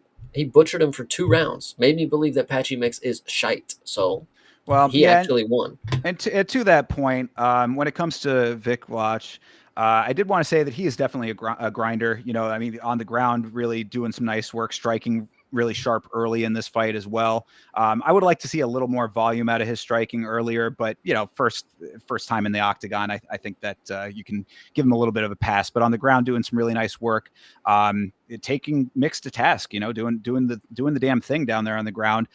That ground elbow that he landed on Mix's eye. Did you see that picture that came out later on of Patchy's eye after the day? I think I saw the picture of them together, and he did have a black eye, but I didn't think I saw an elbow at the time. Well, there was, I mean, I don't know if this was from something else and people were just trying to pass it off or whatever, but there is a shot of Patchy Mix with his eye just is huge with the swell up of that after that elbow. So obviously that was affecting Patchy throughout the fight. It didn't look like that bad in the moment, they got the compress on it and all of that, but like, I'm sure that could not have been pleasant. The one thing I did think for Viklash, I would say, is that he, much like Veretennikov, needs to stop jumping Gilly.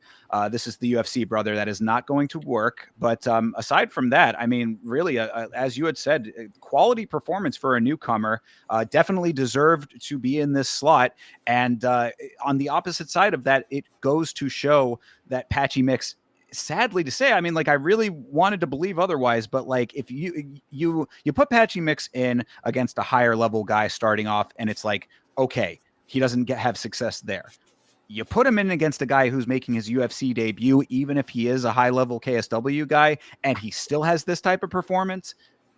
It ain't it. That ain't it, brother. I don't know what else to tell you.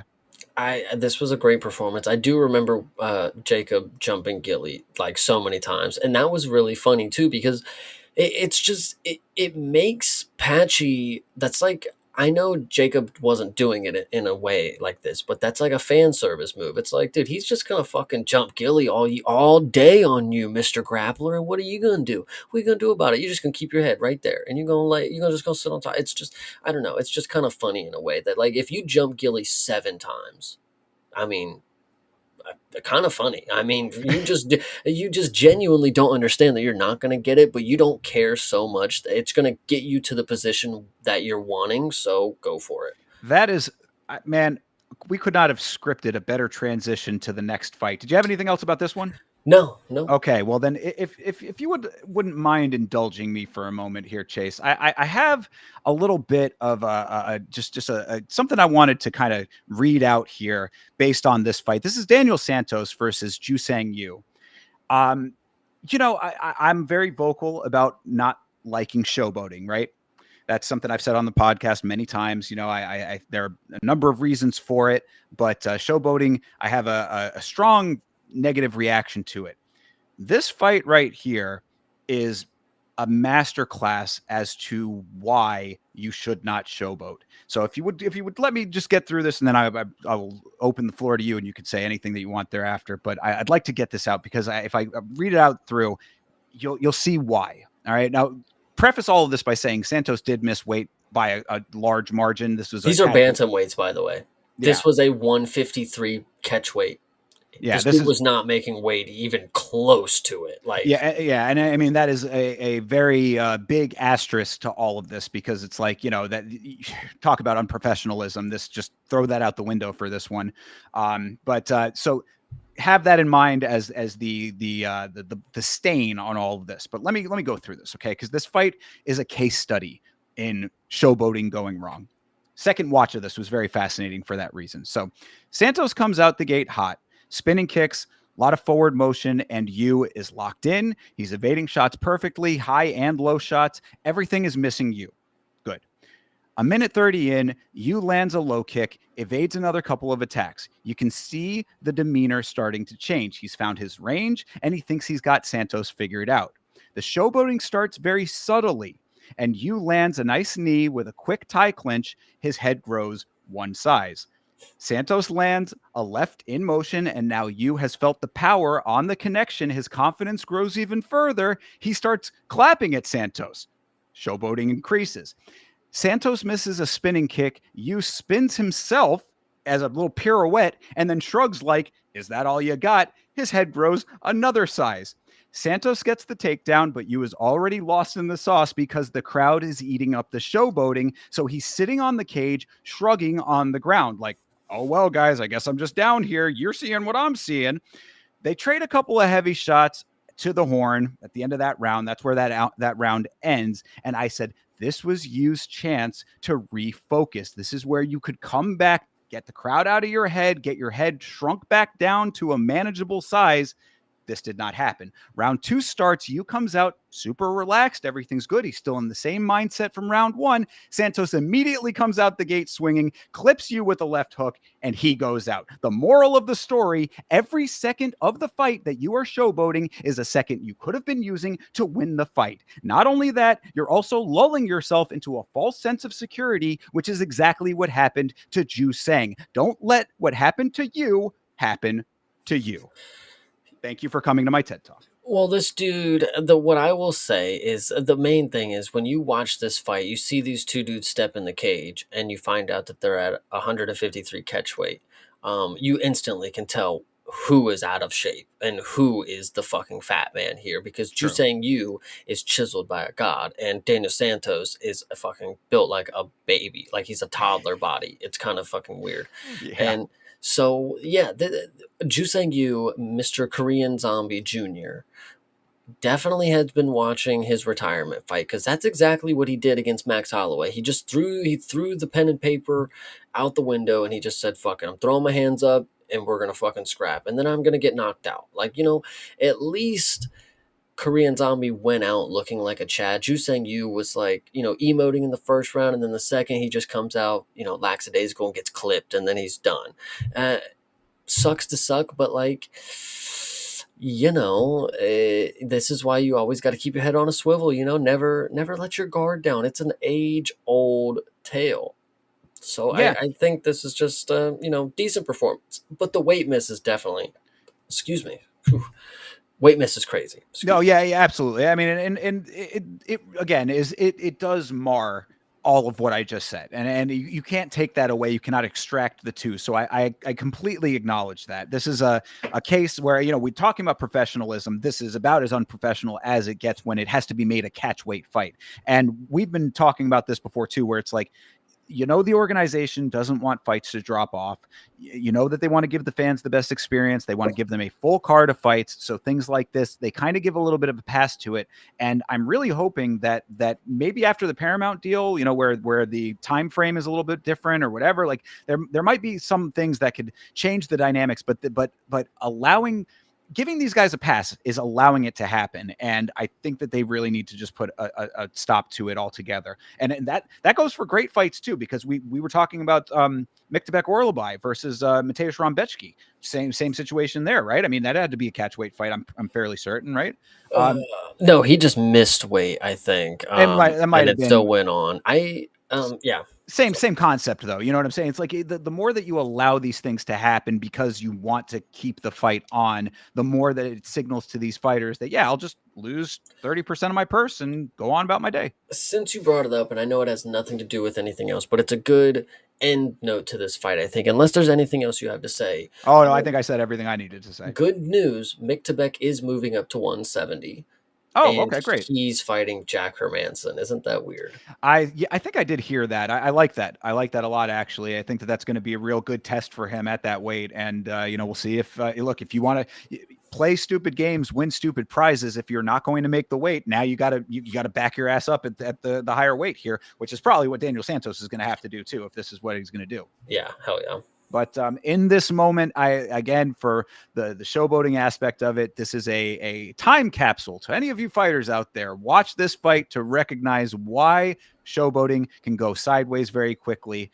Never let yourself get lulled into false security. Hell yeah. All right, next fight here, your featured fight of the prelims. Good Lord.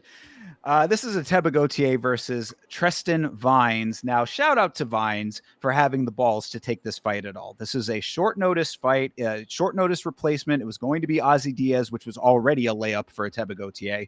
But Vines coming in on short notice here. And, I would say that 99% of the planet would not have the stones, the cojones, to go into a fighting situation with the man of stone, Ateba Gautier here. He is a specimen physically, to be sure, and he hits just as hard as you would expect him to hit. So I got to give Vines credit for at least stepping into the octagon. That being said, this was an unfortunate display.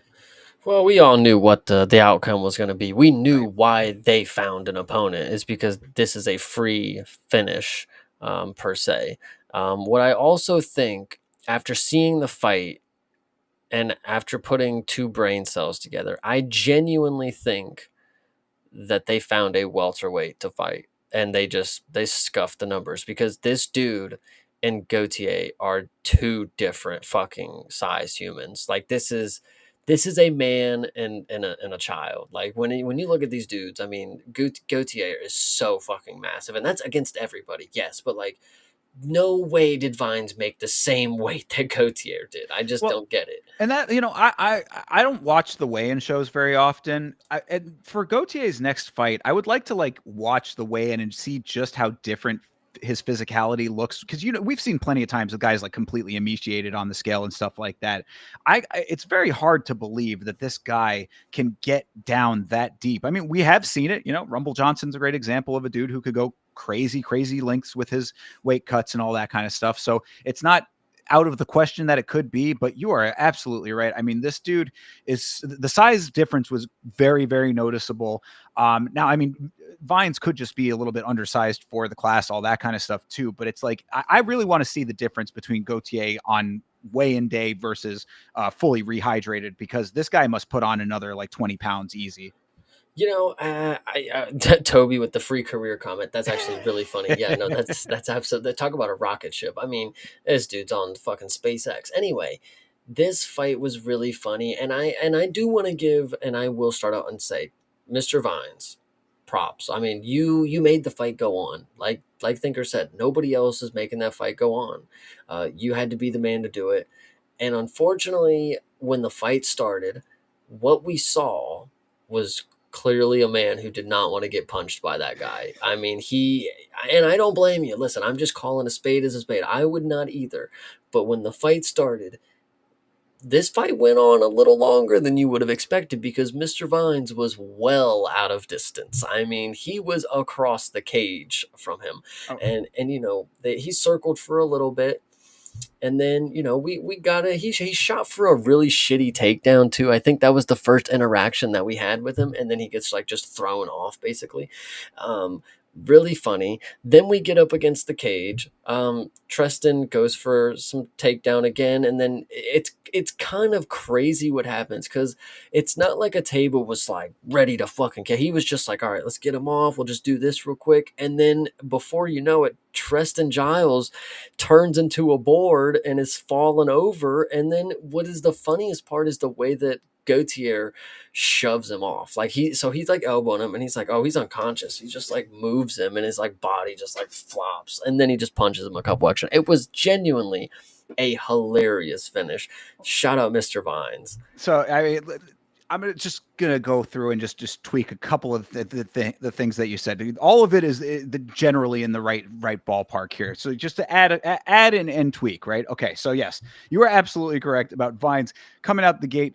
What I said about it was that he was so far on the outside, he might as well have been on the other side of the cage. Like he was on behind the black line. He was on the cage. What I think is, I know I'm gonna let you go. It's like you noticed he was like, man, that paycheck sounds really good. But once the fight started, he said, oh, this is what I have to do for the paycheck. Like, fuck. Like, It doesn't hit you until you're right there looking at yes. it.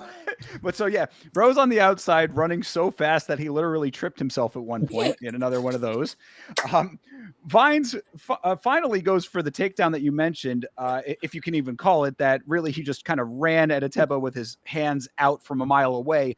But it's not that he didn't get it; it's that Ateba kneed him in the face. So That's right. That's right. Yes, he ran face first into a knee. I was like, oh no, you're right. No, absolutely great instincts by Gautier. I think this was a good. I remember saying like, this is how I know that he's going to be just better than just your average big doo-doo punches. It's because like when the dude rushed in, he had a knee that was ready for him. Like it wasn't like impactful. It was just like a little boop. Like it was just like a Yeah, boop, got you there, you know. But Tristan was obviously like fucked up after it, kind of deal. Like for shit, my sure. only fucking move. Like Yeah, so, no, you're exactly right. I mean, because they were on commentary, kind of making it seem like that might have rocked him, and it didn't seem like he was very rocked off of that. But you're absolutely right about the confidence because it's like shit. That was my only option. yeah, Like, so yeah, so that was that one. Vines shoots for a slightly better attempt, gets Ateba on the cage, and then gets elbowed into the side of his head. That's what really like did it. I mean, there were some shots afterwards, but that was really what did it. And then the funniest thing to me was you're talking about him getting shoved off. It wasn't even that. He delivered him to the yeah, mat. He just hands out. It's hard to fully describe it if you're not watching, if you're listening, but like hands out, just sort of like the way that I described it, it was like baby Moses being sent down the river in a basket, just kind of gently tossed off, just off to sleep with you, Mr. Vines. And that's exactly what happened because he yeah. he tucked him in and said goodnight. Yeah, no, that genuinely, genuinely really, really funny.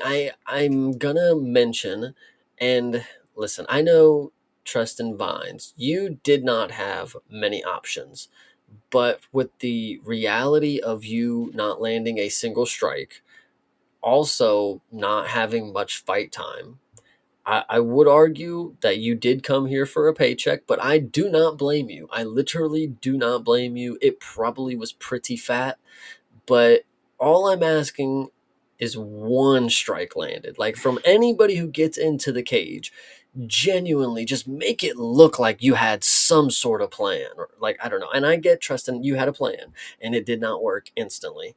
But like Gautier is pretty good, man. That's just terrible. They fuck it.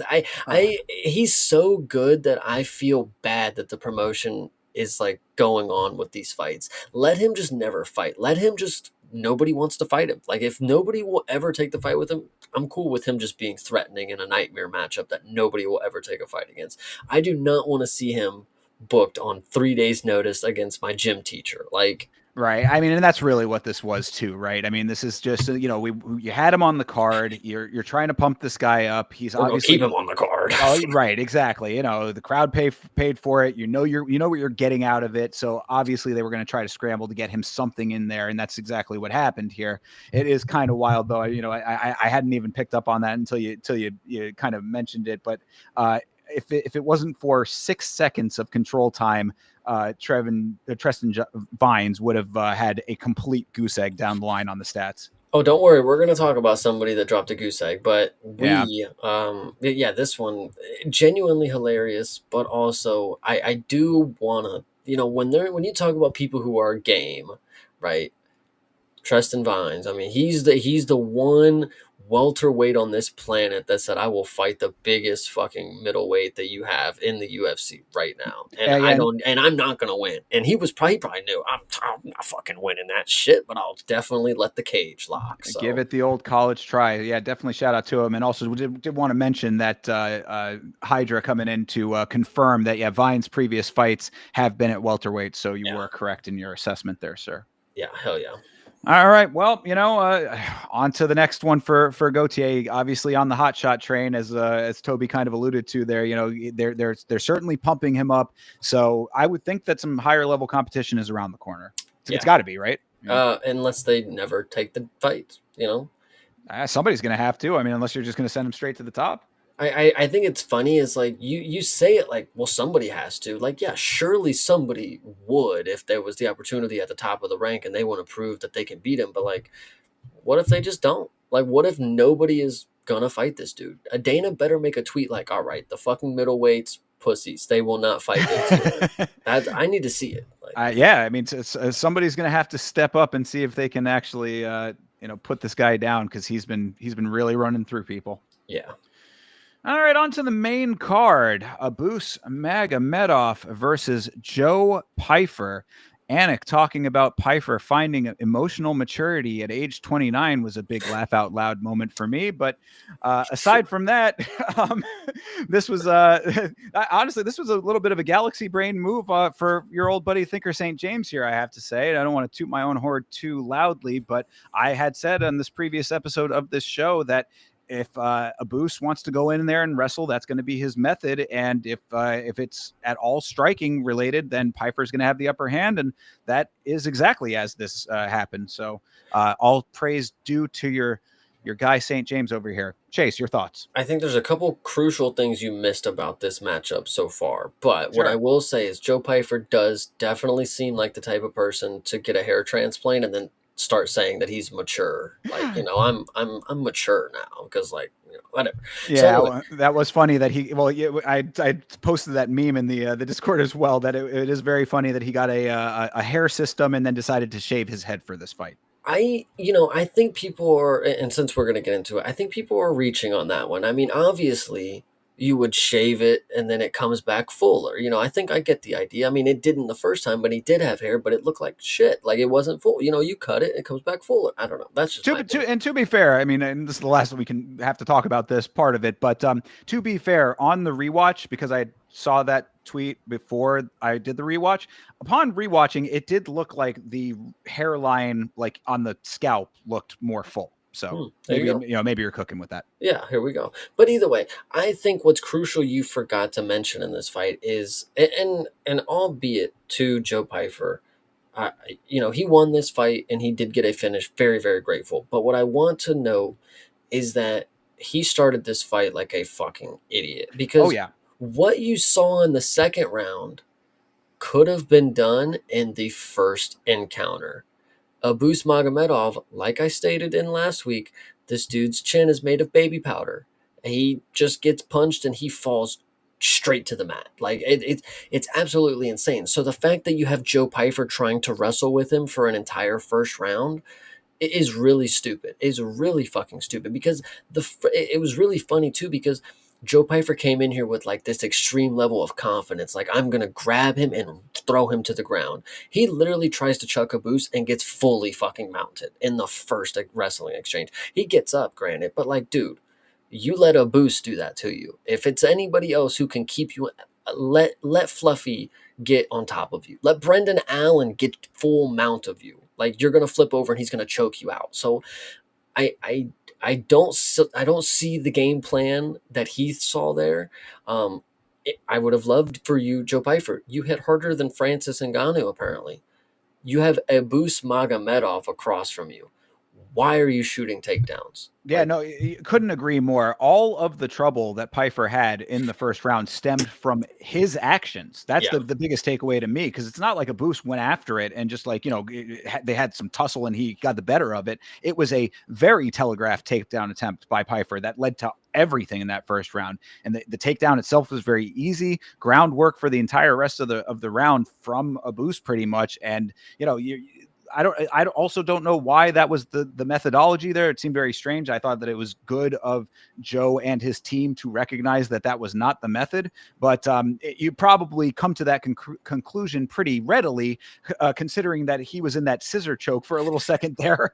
dude, probably one of the funniest things because we got the infamous ref cam back, so we got to see Joe Pyfer's head squeezing red like a tomato from Abus's legs. Like Jesus Christ, dude, you Yeah, couldn't have looked more shit. Like, well, it was crazy. I thought I was on the watch along. I'm like, if he actually gets put out by a scissor choke, it would have been ludicrous if that would have been the case. But it actually was. That's not exactly what it was. He was Abus was actually going for a Kimura at the yeah, time and just happened to have a scissor hold on him. So great work for Abus to actually get into that position, but it still did not go his way in the fight. yeah, it didn't because we finally get the second round started. Then Joe Pyfer remembers that he hits like an F-150, and so he throws one punch. Wow, what do you know? The punch that lands on Abus knocks him to the ground, and then Right. we get him right. You know what's really funny? I love to see people who clearly don't know how to get out of submissions because like you got to answer the phone, right? That's how you don't go out. But like when you see a boost laying there and he's already ready for it, he's already got his arm in the position for it just for Joe to get the arm triangle. It's like you're missing the point. It's like that's what you do so you don't go unconscious. It's like if you were there, you're already kind of screwed. Don't put yourself there. And we Right. will talk about people putting themselves in submissions here in just a minute, but like this one right here, a boost genuinely gave Pfeiffer the sub. And obviously, I wouldn't want to get up and get hit by Joe Pfeiffer again either, but I digress. Yeah, I mean, to Pfeiffer's credit, I thought that it was good work to keep the control when a boost was trying to maneuver out because there was, before that, he definitely did do exactly what you said, but like before that, he was trying to wriggle his way out. And Pfeiffer did have a really nice body triangle. I always appreciate a solid body triangle, so I wanted to give him some credit there. And yeah, that's really about it, though. I mean, after that, like it was all of the sequence that like you kind of saw coming based on what the dynamics of that encounter was.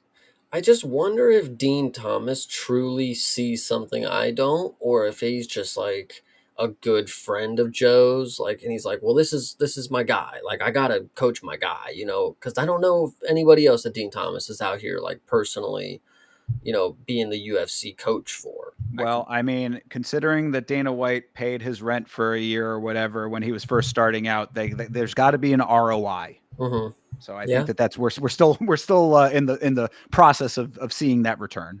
true. I'm surprised we didn't get to see Temba Garimbo and the Smashing Machine since The Rock bought him a house. We got to get some sort of return out here, but whatever. I True. digress. Yes, yes, indeed. That could have been a nice little addition there. But oh well. All right, moving on to the next one here. We've been having such a pleasant conversation here. Let's keep that pleasantness going. This is Josh Emmett versus Yusuf Zalal. So this is Galaxy Brain St. James Part 2, and I know that that's what you're going to say, Chase. So go ahead and say it. I remember saying that I wouldn't talk any mess about Zalal if he got a finish because I did not believe that he was ever going to get a UFC finish again inside the top whatever. Do I count this personally? Not really. And I want you to break down what you saw in this fight first before I tell you what I saw. But I don't necessarily take too much account into this. I definitely have to see it ran back between Zalal and somebody else. This doesn't skyrocket him. This doesn't jump him past anybody. This doesn't move the needle in any sort. And then he also started his post fight speech by saying, I know I lost a lot of fans with my last performance. And that's where I stopped listening to him because that was true. That was true. So tell me what happened in this fight. Oh, I will. I mean, all of what you said was a very long and roundabout way of saying, yes, St. James, you were correct. You are the man. So I'll allow for all of that. No, to be fair about this, this was a strange set of circumstances with how this all ended. I will say that my initial assessment was correct. The speed of Zalal was on display early, so that part did track. The takedown was very effortless. And I'm not talking about like Zalal was so great because of it. I'm talking about like it just seemed that Josh Emmett allowed himself to be taken down at open range. Now, I mean, we've Continue, seen please. Continue, please. yeah, I mean, look, I'll be fair about the assessment here. I mean, I am a fan, but like, there was weirdness with this. So it's like, yeah, Emmett did like we've seen open range. Like, it wasn't even like full on like a single or a double. It was kind of like he wrapped it. He did that move where like you grab around the waist and sort of like swing your body around and like the momentum takes down. And like we've seen that before, and that can be effective, but it just didn't seem like Josh Emmett was doing anything to counteract that. So the takedown, no problems whatsoever for Zalal there. The finish, also very strange. It was an arm bar, but it didn't look like it was fully sunk in. And then Emmett essentially verbally taps, and like I was skeptical of that at first. I was like, did he really like? It was not locked all the way in, and like. But like the momentum of the bodies looked like that it was going to be like something that could have been pretty nasty, but Emmett just decided before it got to that point to tap verbally, and like they played back the replay where you could actually hear it, and I was like, oh, he did. So that's again, it is what it is. I don't really know what to fully make of it, but it was like almost handed to Zalal in this fight. So I do understand where you're coming from with it not moving the needle for that reason. I still think that Zalal is a lot better than what that handing would be. That's a separate story here when it comes to this fight specifically. Oddness and I really would like to hear Emmett's side of the equation because I don't understand it even after rewatching. Let me start by asking: would you consider Josh Emmett a game fighter before this fight, before this performance? Sure, yeah, Okay, yeah, I would okay. say so. So this is just somebody who you would classify as a game fighter. This is somebody who was just never phoned it in. Like they are just really ready to just go to war with people. Like, Yeah, yeah, why not? okay, so this guy walks into a bout, throws zero punches. Zero punches. Gets his back taken. First encounter.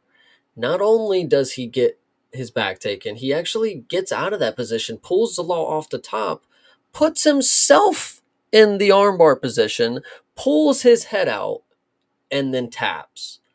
I, I can't tell you a performance that looks like a dude wanting to get a fucking paycheck on his UFC contract than this one right here. And it's crazy to say that about Josh Emmett, but like genuinely, what was the fucking deal? I mean, and I know there's different people.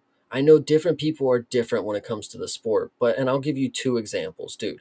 I literally just saw Pooja fucking Tomir defend an armbar for a minute longer than this and didn't verbally tap, didn't actually get her arm broken either, and she almost got out of it.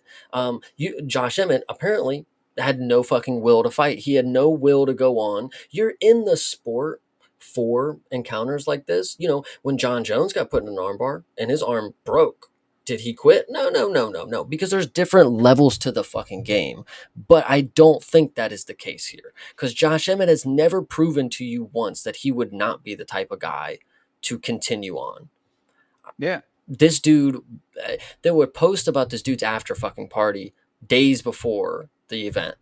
I'm just telling you, this dude phoned in a performance, got his UFC contract, did $200,000 for a verbal tap where he didn't have to do a damn thing. I'm just saying. I hate to be that way, and people are yelling at me like, "Dude, you've never been in a fucking armbar before, bro." Josh Emmett's been in an armbar 30 fucking thousand times in practice. You're telling me now's the one time that he just magically can't get further than? Oh no, no, I'm done. I'm done. I'm done. I'm done. Like I don't know, bro. Josh Emmett is not a fucking pussy, is what I'm getting at here. Yeah, yeah. I mean, look, it's hard from the outside, to try to give some credit here. It's hard from the outside to know just how much pressure was actually on the joint. Because from the angles that we saw, and we saw multiple angles of it, because that's what I kept saying on the watch along. I'm like, I need to see a better angle of that because the angle that we were initially getting during the live element of it was not the best to actually see what was going on underneath. Seeing it from multiple different angles, it just seemed like there could have been something done a little bit differently. And I mean, I'm trying to be charitable here because, like I said, there might have been a whole lot more pressure on the joint than what it visually seemed like, but it's hard to be rallying against what you're saying. And so for that reason, it's like, well, if that's the case, I mean, if you're going hard for one direction and I'm like, I can't really say that you're 100% wrong. I'm trying to give the benefit of the doubt here, but like, yeah, it was just too much too soon on it when it came to that. Like, bro, like it really was like, yeah, I'm just not going to take any kind of risk towards going farther because I mean, like, it didn't seem like it was to the point of him feeling the pressure on the joint yet. That's at least the perception. Now, granted, again, we're not in his body. We don't know exactly how much he actually felt and also I will want to the credit of Josh Emmett on this. Again, the momentum of Zalal's body was going in the direction that it was going to sink the armbar in deeper. So he might have just been getting ahead of it, but like that's exactly what you're saying. That's the sport, bro. Like, I mean, and I'm not trying to say that Josh Emmett needed to get his arm broken, but it just felt like if you're gonna go that level of cautiousness, then you know what's really cautious? Not getting into the octagon in the first place. I mean, I just look at somebody like Tofik, our guy that competed over in Azerbaijan, he got his arm damn near ripped off by Miktabek, and he was screaming before that shit was done. So if Josh Emmett, if you want to learn a little something, if you indeed did not phone in the performance, apparently, go watch some Tofik. I mean, that dude. Listen, you better be.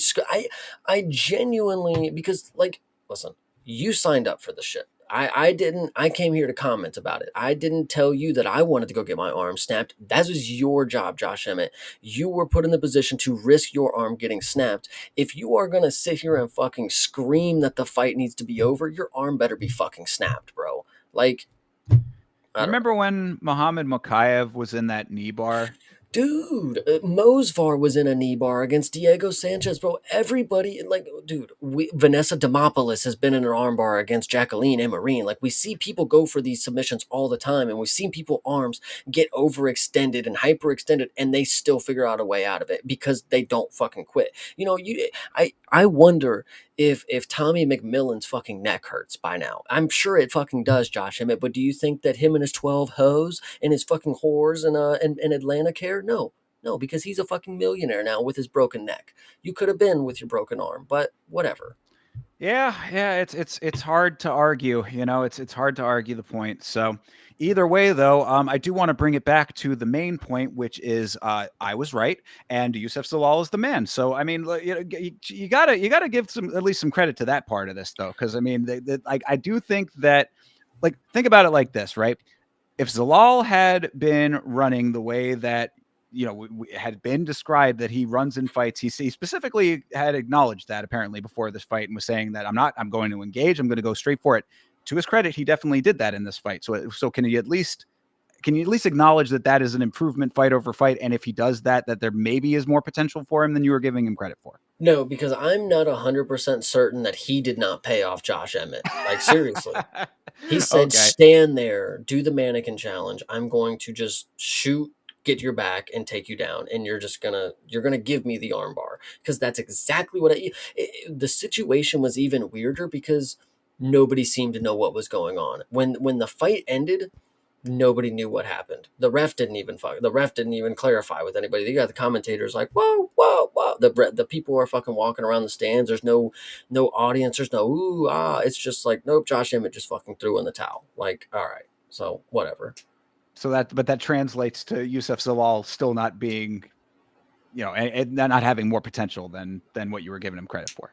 No, no, this dude's definitely still losing here in a little bit. I mean, All right. Well, haters gonna hate, I guess, but I am not one of them, and I thought Zalal did very well overall. Like I said, I think that he at least shored up some of those criticisms by going forward because he looked. You talk about game, he definitely looked game in this fight. Like if Josh Emmett had come out swinging, then it could have been a whole big different set of circumstances. if Obviously, that Josh didn't Emmett happen. would have threw one punch, this literally would be a different conversation. If he threw one punch and whiffed, and Zalal took his back and took him down and subbed him, like, cool, got him.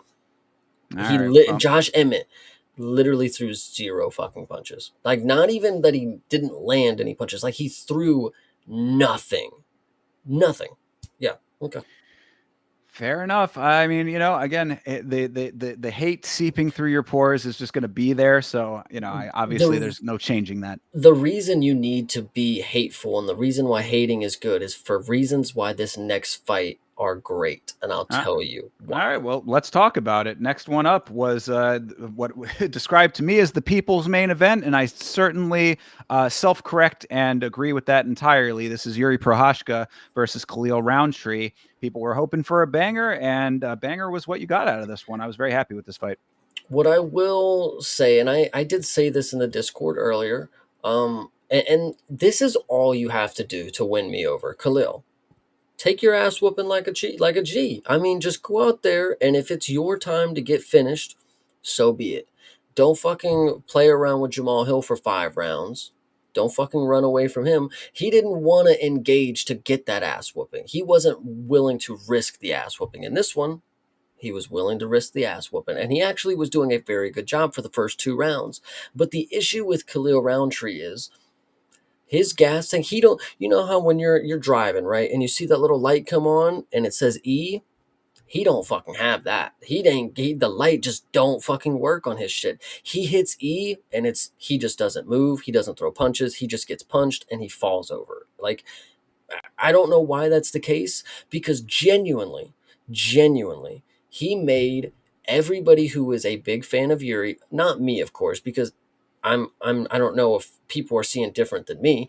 Everybody said Yuri is not fighting like he ever has before. My opinion, he looked just as goofy and unorthodox as he always does. I mean, he's doing bullshit. Like, that is what he does.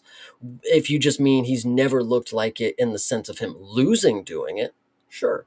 But as of this fight right here, he was doing everything he normally does, to my opinion, and Khalil was just outworking him. He had the timing perfect on Yuri. He was beating the reach with timing and speed. And Yuri, God, dude, this dude is massively long. I don't know why he has such long arms and long legs, and he's so tall for the division, but he is. And he always, he just never quits, man. I don't know if it's a self-confidence thing, if he never doubts himself, because there are times where he gets frustrated, for sure. You can see it. He's just not always winning the fight. But when he does, he wins the fucking fight. I mean, there's just nothing else to say. I mean, he couldn't predict, and this is master's degree Yuri. He could not tell you that Khalil Roundtree is going to gas out, but his pace and his style lends everybody to gas out eventually. They have so much to keep up with, and he's just always going to be in your fucking face, throwing the wildest thing that you've seen. And Khalil, again, much respect for going in there and actually putting on a dogfight and getting, the brunt of it. I mean, I'm not saying that you deserved it, but you could have won this fight if you would have just lasted 2 more minutes or whatever it was. But surprise, surprise, Yuri is somebody that you genuinely like. And I know there's people that we say you just can't count them out. But like, if you watch somebody lose 3 rounds, like, you're going to count them out. You're going to fucking count them out. But I genuinely and honest to God, after every round that started, I was like, Yuri's going to get this done. This is the round that he's going to get it done. And he didn't do it the first or second, but when he got it done in the third, that's all she fucking wrote, man. That was so good. Yeah, well, you know what I said on the watch along, and we'll repeat here, is there is nothing quite like watching Yuri Prohashka fight. It is a unique experience that is truly one of a kind, and in the best way, because it really is. People were saying about Dricus du Plessis being unorthodox, that's its own version of it. This is in a class of unorthodox all to its own. Now, to the point that we had been debating before, of course, Khalil was going for it in this fight because Yuri made him go for it in this fight. He didn't have to go for it as much with Jamal, so he didn't. Here he had to, and that's to Yuri's credit as well. I mean, Yuri is going to be more in your face than other fighters are, and also Yuri really has that way of baiting the fight out of you because those hands low. I mean, everybody's been posting the image and the meme about Yuri now putting his hands up finally and him acknowledging like this big galaxy brain epiphany that, oh, maybe if I actually block shots with my hands, yeah, exactly, a light bulb moment that maybe some defense of your chin is a good thing. Good for him to acknowledge that halfway through this fight, but either way, it's like he will put his face out there, like saying, come and take it, So it's like that was certainly working in Khalil's favor for those first 2 rounds. I mean, that first round, there still was a good amount of feel out, but it's like, this is the type of fight I love with the feel out round, because it's like you know the difference as a fan. It's like when you have feel out rounds, like earlier we were talking about in the card, it's like, okay, we're sitting here waiting for something to happen. And it's like, what, is anybody going to do anything? A feel out in a fight like this is anticipation building. It's like, that there are fireworks on the other side of this feel out. So Khalil lands a few nice solid shots in the first. Yuri had a couple, significantly less. And Yuri was also like, there was some weird stuff going on with his footwork, and that could just be his goofiness. That certainly could have been it. People were speculating that he might have had some problems with his feet, or like his footing might have been off. Joe Rogan was saying he might have been slipping around or whatever. I don't know what it was with all of that. I had in the notes, I was like, what is up with Yuri's foot? Don't know. Didn't end up mattering. He didn't say anything about it after the fight, so oh well. But second round was pretty much the same as the first in a lot of ways. Khalil couple really solid, strong connections. Yuri really not keeping up. Everyone with Yuri on the parlay is shitting bricks at the end of that round. But round 3, Yuri has the awakening of the sleeping giant, ramps up the goofball. It's key. You got to understand, you're seeing all the goofiness of rounds 1 and 2, and you're like, what is this guy? What are we accomplishing here? But you're not understanding that you need more of that, not less of it. And that's what he did. Take the win by blunt force. And that is exactly how he did it. It's funny to note about Yuri, and you said like he turned up the wild. Yuri is so unorthodox, and this is what being unorthodox can lend you to be is unpredictable because Yuri could A go more wild, or he could just be the most technical fighter you've ever seen after just the most wild like shit you've ever thought he would do. And like he actually puts his fucking hands up, he actually starts kicking you in the stomach. It's like I don't know. He's just honestly awesome. Love to see a Yuri fight. They're genuinely nothing like it. Yeah, I mean, he threw the entire unorthodox kitchen sink at Khalil in that third round. What I had said, we're talking about the kicks, and I saw Hydra had mentioned the front kicks from Yuri in that third round might have been a big factor in leading towards Khalil gassing, on top of the fact that he carries so much goddamn muscle on the frame that gassing is just inherent. It has to be. But the thing that I was noticing was that Khalil, some of his best weapons are his kicks, and the oblique kick specifically. Rawand, shout out to our homie Rawand. Much love to Rawand. But Rawand was cooking in the Discord when he said, we've seen Khalil put people out with the oblique kick. I mean, I believe it was a boost. No, No. I always know. I always no. It's Modestus. That I always for some reason get those mixed up. But yes, Modestus Bukauskas TKO'd him with an oblique kick. Yuri has the wide karate stance that's prime for an oblique kick. Didn't go for it all that much. I think he tried it one time and didn't get it. But it was like there were just a couple of like game planning things. It looked like he was headhunting a little bit too much because I think that he was playing into the chess match that Yuri presented. And now, I mean, when we say chess, I'm talking like Stratego. This is like 4D chess when it comes to Yuri. But like the fact remains, if you play his game, Yuri is a dude. Like you said, you cannot count him out. And he did what he needed to do to get himself to that third round, get Khalil tired enough, and take over the momentum. So it worked out in the end for him. Yeah, this dude has only lost to Alex in the UFC. He is genuinely one of my favorite fighters. He's got so much experience under his belt at 32-5. He only finishes people, or gets finished, that is. I mean, he has never even met Sal Tomato or Mike Bell or any of these people. He doesn't even care because he finishes people and they don't fucking move. Like Jesus, he's a Chad. I love this dude. Yeah, same. It's hard to think of anything that is quite like watching him fight, and that in and of itself makes him one of the most entertaining fighters in this sport. You get like I really would genuinely love to pick the brain of a person that does not like watching Yuri fight, because it does not compute to me. Yeah, sometimes people don't like watching the nerd. Well, yeah, okay, go be an alpha Chad somewhere else then.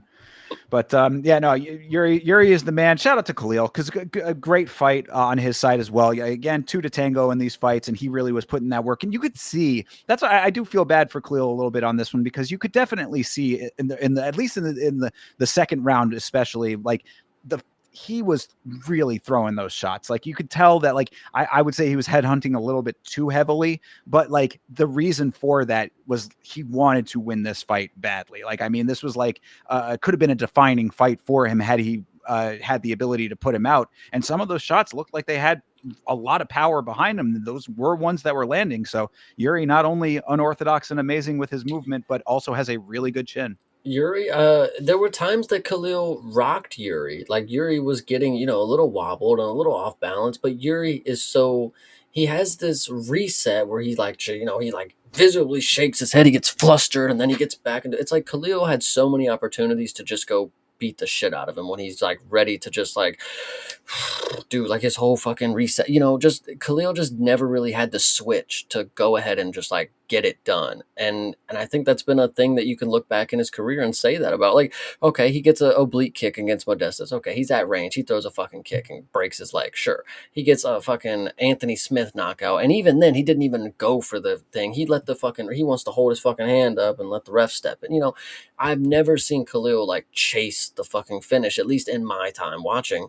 This was another example. He rocked Yuri a couple times. All he had to do was just go fucking kick him and knock him down. Do something, and he just didn't do that. So Yeah. whatever. Well, I mean, it was still the striking was, I think, the attempt. You know what I mean? It Yeah. was like he really wanted to put him out in emphatic fashion. He wanted it. I mean, for all of the criticisms leading up to it, I mean, it seemed like both of these guys actually understood the assignment. Hmm. Come in here and give the fight that the fans actually want, and we got that. So shout out to both of them. It puts Khalil in an unfortunate position now because he is starting to seem like the dude who will put on an exciting performance. Like, Khalil almost is signaling like a BMF to me. You know what I mean? Like, it's like a guy who he might not be able to actually be the champ, but he's going to go out there and give his all in the fight, kind of thing. Whatever. Now, I know, yes, you can save the additional criticisms there, but like my point is that if you put him up against another dude who's like in a similar bracket, so to speak, like two guys who like both understand the assignment, you can still get a really good fight out of them. It's just not going to be champion caliber. Yeah, I kind of agree. But Yuri, very happy that he got this one done. I'm glad that I never lost confidence through the fight. I always was confident that he was going to win, and it just happened to be so awesomely done.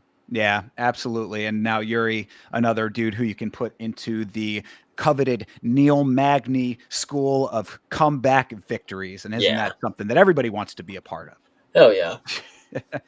All right. Well, moving on to the co-main event of the evening. This was a title fight, people. This was Merab Dvalishvili versus Corey Sandhagen. I mean, we're witnessing a person. I think it was Toby who said this in the chat. We're witnessing potentially a dude in Merab Dvalishvili who is not only solidifying himself as the GOAT of a division, but potentially becoming higher up on the conversation of a GOAT of this sport, period. So pretty impressive work from Mr. Dvalishvili. But what did you think of Corey Sandhagen in this fight? I believe it was you who said that this was going to be Merab's easiest fight. Did you think that was the case after watching? Yes, I do. I think this exactly was what I thought it was going to be. This was Marab's easy fight. I mean, easiest, sure, maybe not. I mean, but he 50-45'd him in my book. He got a 10-8 in round two. I mean, they gave Corey one round, but So you didn't even give Corey the first round? oh, brother. Yeah, I mean, come See, on, you got to be credit where credit is due. He won that first no, round. no. Yeah. See, What? this is the problem too. Is like people they'll take a close round and they'll pity give it to the person who is not going to win any other round. No. Not. I hear where you're coming from with that. This was not that because I will at least self admit that sometimes I will be that person. Not here though. This was not even a close round. I remember people saying 1-0 Corey, and I rolled my eyes. And then round two started, and we got a 10-8. So Marab Mafia has infected your brain like so much of my Discord. what? I mean, listen, Corey Sandhagen once again lied to you guys to make you believe that he knows something. If I'm going to beat Marab on the feet, and if he can't handle me on the feet, I'm going to submit him on the ground. You know what I saw you do? I saw you back your ass up into Marab against the cage. That's what I saw you do for this. It's actually quite impressive because the two times that I've seen Corey go against wrestlers, he sat in Umar's lap and then he backed his ass up to Marab against the cage in this one, which is really hard to watch because, like, that was your grandiose plan.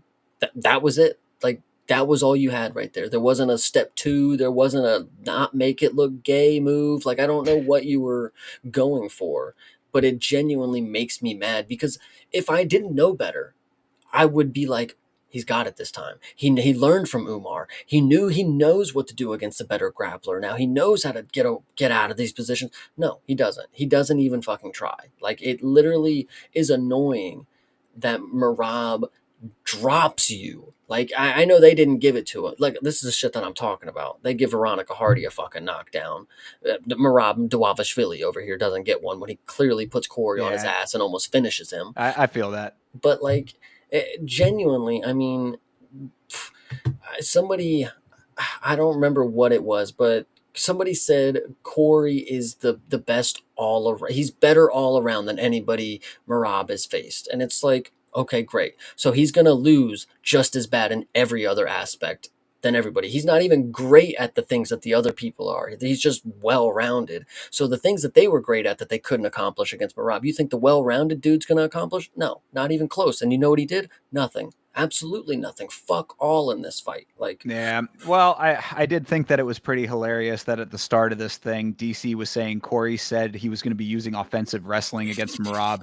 He does not have any. That is like, this is sad to say. Another one where I feel like I was doing a pretty good job of predicting, because that was like, if that was the game plan, we saw everything that you needed to see in the Umar fight, and really on display here exactly that same way. I mean, I would say, though, again, to be a little bit more charitable than you're being, the first round was probably the most adversity that Marab has faced as a champion. Corey did do some decent striking, negating Marab's entries as well. So not the strongest start in the world, but against Marab, it was a great showing for Corey specifically. But then, rounds 2 through 5, Marab locks in and becomes the machine, and throw all that shit out the window. It doesn't matter anymore. But I mean, on the other side of that too, props to Corey for surviving round 2, because Marab really genuinely did look like he might have actually been able to finish him halfway through that round. I mean, up against the cage, just laying on those hammer fists, laying on those shots. Corey was really having to regroup, and I was genuinely impressed that he was able to do that. So, I give him a little bit of credit on that regard. After that, it really was just the Marab show that you know and love. And so 2 things that Marab did in this fight specifically, it's like you always can have your little like Marabisms now. Is like from every fight, there's a different one. This one, to me, the 2 things that stood out were the drop takedowns were absolutely wild. He did, I think, 3 of them total.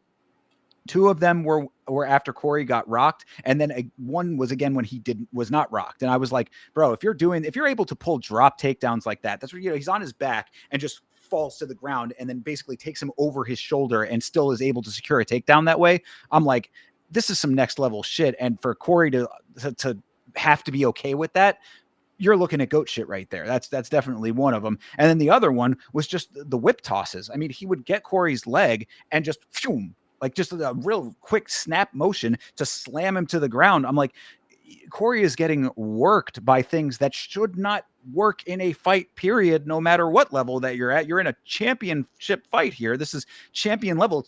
Conceivably, the reason that you are here is that you are of the caliber to challenge for the belt, and you're getting drop takedown and whip tossed. I mean, this is just mind-blowing shit that I was not expecting, but you should expect it from Marab. I mean, I agree with you there. You should expect it from Marab. And if anybody out there is listening, I think you should start expecting something from Corey, and that is inconsistency.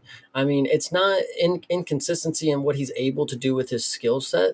It's inconsistency is what he's making you believe that he's going to do with his skill set. Dude, he is not doing anything against wrestlers. I mean, this is the last time that you guys should ever think that he's going to have an offensive game plan that negates wrestling.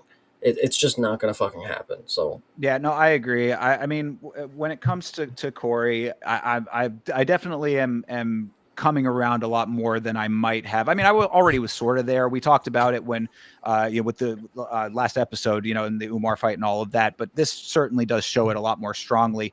It's talking, it's a bill of goods that you're getting sold here, and it's not necessarily adding up because he doesn't utilize his length almost at all. I mean, barely any kicks. He's too cautious with his range striking. Now, I understand he's worried about getting kicks caught. I get it. It's Marab. He's going to do that. But sometimes, what are the alternatives? What are your 2 options? Either if you're just scared to implement any sort of game plan, you're certainly not going to win. So if you're scared that he's going to catch your kick, that means you're just not going to kick. Okay, well, good luck. Right. Then what else? Exactly. That's exactly it. So it's like, what Corey does well is get back to his feet. This fight reminded me a lot of Fluffy versus DWCS with the amount of up and down Corey was having to do. Every time that he would get back up, Marab just take him back down again. Now, of course, Fluffy was commanding DWCS to get back to his feet. Marab just had his hands on him the whole time because he is such a sponge. I mean, this dude will not let go of you. Once he gets his hands on you, you're done. So yeah, I mean, there was just a lot of up and downs, but Corey, that's the weapon, quote unquote. I don't even think you can call it a weapon. It's the one ability that he has. He has a competent defensive wrestling. Yeah. Other than that, what did you see? You saw a lot of ineffective striking. Utilization of range was just not on par, and you saw a much shorter guy. You see the two of those guys standing in front of each other. I mean, the size difference was so glaring, and Merab did not let it have even an iota of effect on this fight. Yeah, when I think of people who use their mouths to get fights, I genuinely think Corey, and I know he's not a trash talker in the sense that you guys would be thinking I'm saying it, but like this dude makes you believe that he is some guru of fighting, that he can beat any sort of style. That it's not the person that he can beat, it's the styles, it's everything about this person and what they're made of. I can just overcome that. And it's like, Corey, I have yet to see you do it live. I have yet to see you prove to me that you have some crazy killer IQ. Because, I mean, out of all the times that you were grappling with Marab, you didn't throw up one sub. And I know, I mean, it ain't make or break for you to be some crazy IQ person and no grappling, but like, brother, you were grappling with them the entire time. I don't know if you knew that you can grapple. You have offensive skills too. If you're so well rounded, you're so high IQ, you're so genius when it comes to this stuff.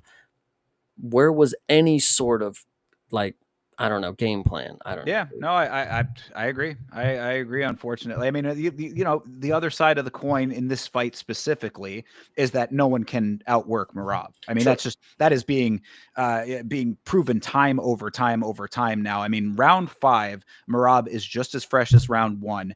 It's impossible to outwork. He has the best cardio in this sport. Period. I will stand on that as a definitive statement. In my opinion, I don't think that there's any cardio better than Merab.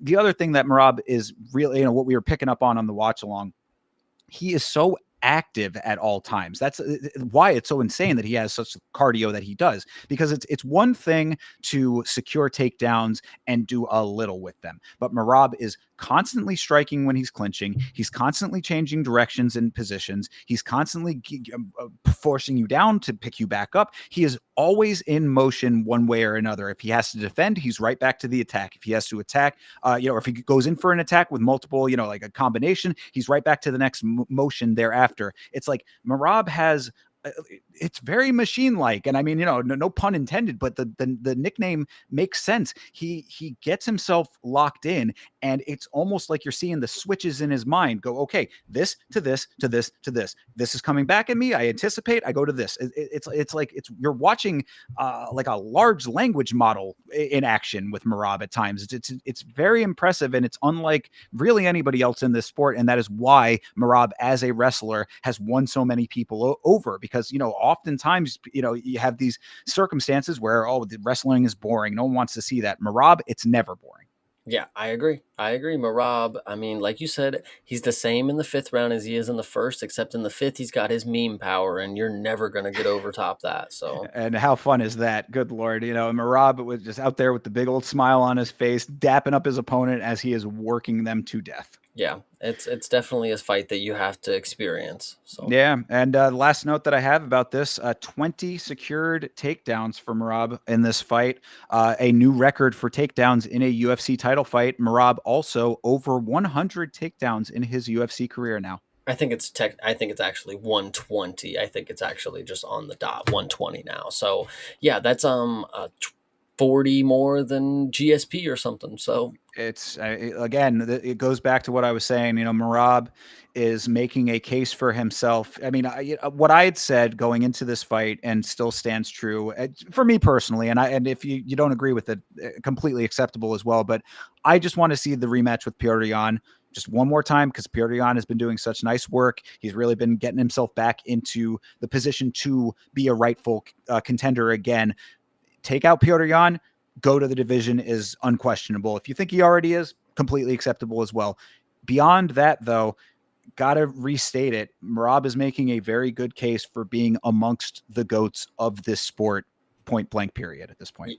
yeah, no, he is. I mean, at least it's one thing to compare him to the greats of all time, but when you break down the eras of fighting, I mean, Marab is literally one of the pioneers of this era of of the sport. So he's gonna be somewhere. So Yeah. Oh, yeah. Yeah. I mean, Marab, future Hall of Famer is an understatement at this point. It's really just a matter now of seeing how far the rocket ship goes. yeah, true. And speaking of how far the rocket ship can go, Indeed. Let's get to it. Your main event of the evening, Magomed Ankalaev versus Alex Pereira, the rematch of the two of these gentlemen. I mean, not a hell of a lot to talk about with this one. 80 seconds worth of fight. So your guy Magomed Ankalaev was a champion for a whopping 80 seconds. Return of Chama. yeah, I mean, I this is another time where I think I was very confident and very happy to stick to my guns on this one. I don't know what I mean, obviously we could I think the commentary said that in the last fight Poetan had a hurt hand or something is what they officially said it was. I said he might have been sick or he just off his game is generally what the consensus was. Did not look like the Shama man fighting last time. And I was confident that this go around you need to be careful. Ankalaev is going to be a little too confident walking in there that he just went 5 rounds with the guy that knocks out everybody. Be careful because there's not going to be 5 rounds where you're going to not take a clean strike. And what exactly happened? The first round, clean strike gets off, puts Ankalaev on the mat, and Alex Pereira goes for the finish, brutally elbows him to death, basically. And what's key to note about this, and there's two parts to what I'm about to say. What's key to note is that there was plenty of time. Herb or whoever it was giving him the most amount of time ever. I mean, if you thought a championship fight had been ended early ever in existence, this was not going to be it. And what I think is key to note about that is some people were questioning if there should be a rematch for a trilogy.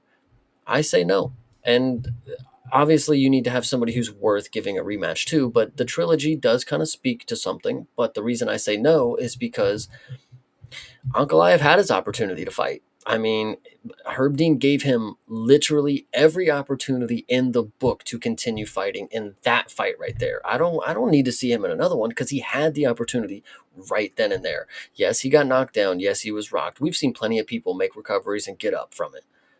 This was not the end of the world for Ankalaev, but he made it the end of the world. So I don't want to hear him calling for a rematch against Shama to continue the trilogy because it doesn't matter. You did not want to continue the second in the bout. I mean, I was going to say, it's like, we've seen a lot of people get rocked and get back up, but not a lot of times against Alex Pereira. I mean, True. that's the big difference here. So I don't know if it's not that he didn't want to. I think it was that he literally could not. But no, I agree. I 100% across the board agree on all of that. I mean, this was one where I was very, very happy to be wrong about my initial conversation from the last episode. I didn't bet on this fight specifically because, I could have seen this coming. I mean, I Mhm. did not, but this happening does not surprise me in the slightest. And yeah, to anybody, because there were people in the watch along saying that a couple of other commentators had some things to say about the stoppage. Yeah, anybody who thinks that this was an early stoppage is out of their mind. This was a perfectly fine stoppage. Herb Dean was doing exactly as you said. He was giving him every opportunity. Alex Pereira was raining elbows down on him after the shot had landed. There was no getting back from it. He could have. Well, you want him to take another 15 of those? That could have happened if you wanted to. Get Kerry Hatley in here. He'll let that happen. Uh, Absolutely. but that look, there it wasn't going to change anything. Alex walked in there, immediately got to the offense, got Ankalaev uncomfortable, and landed with power. That's what he needed to do. That's what he did. Everything really, you would not give that extend that courtesy to me, but I will to you, Chase. You were 100% correct in your assessment of this coming into this fight from our previous conversation, saying that he was having an off night. He said it in the post fight. It turned out to be true. What you saw in here was much more true to form, and also, I mean, I don't know how much of this is necessarily true, but he kind of confirmed it a little bit. I think Ali Abdelaziz poking the bear a little bit might have contributed a little bit as well, because anytime that Alex Pereira gets upset at someone, they're going to die. Like that's Mhm. just that is how it goes. Alex Pereira, he said he was like, oh, revenge is a poison. You don't want to let that into your mind. It's like I don't. You can consider it however you want to consider it. It is in your veins, sir. You are a person who does not let things go. It's one of the things I like about him. Mhm. He will go back to avenge losses. And Ali on Twitter poking the bear. That was exactly what you get from that.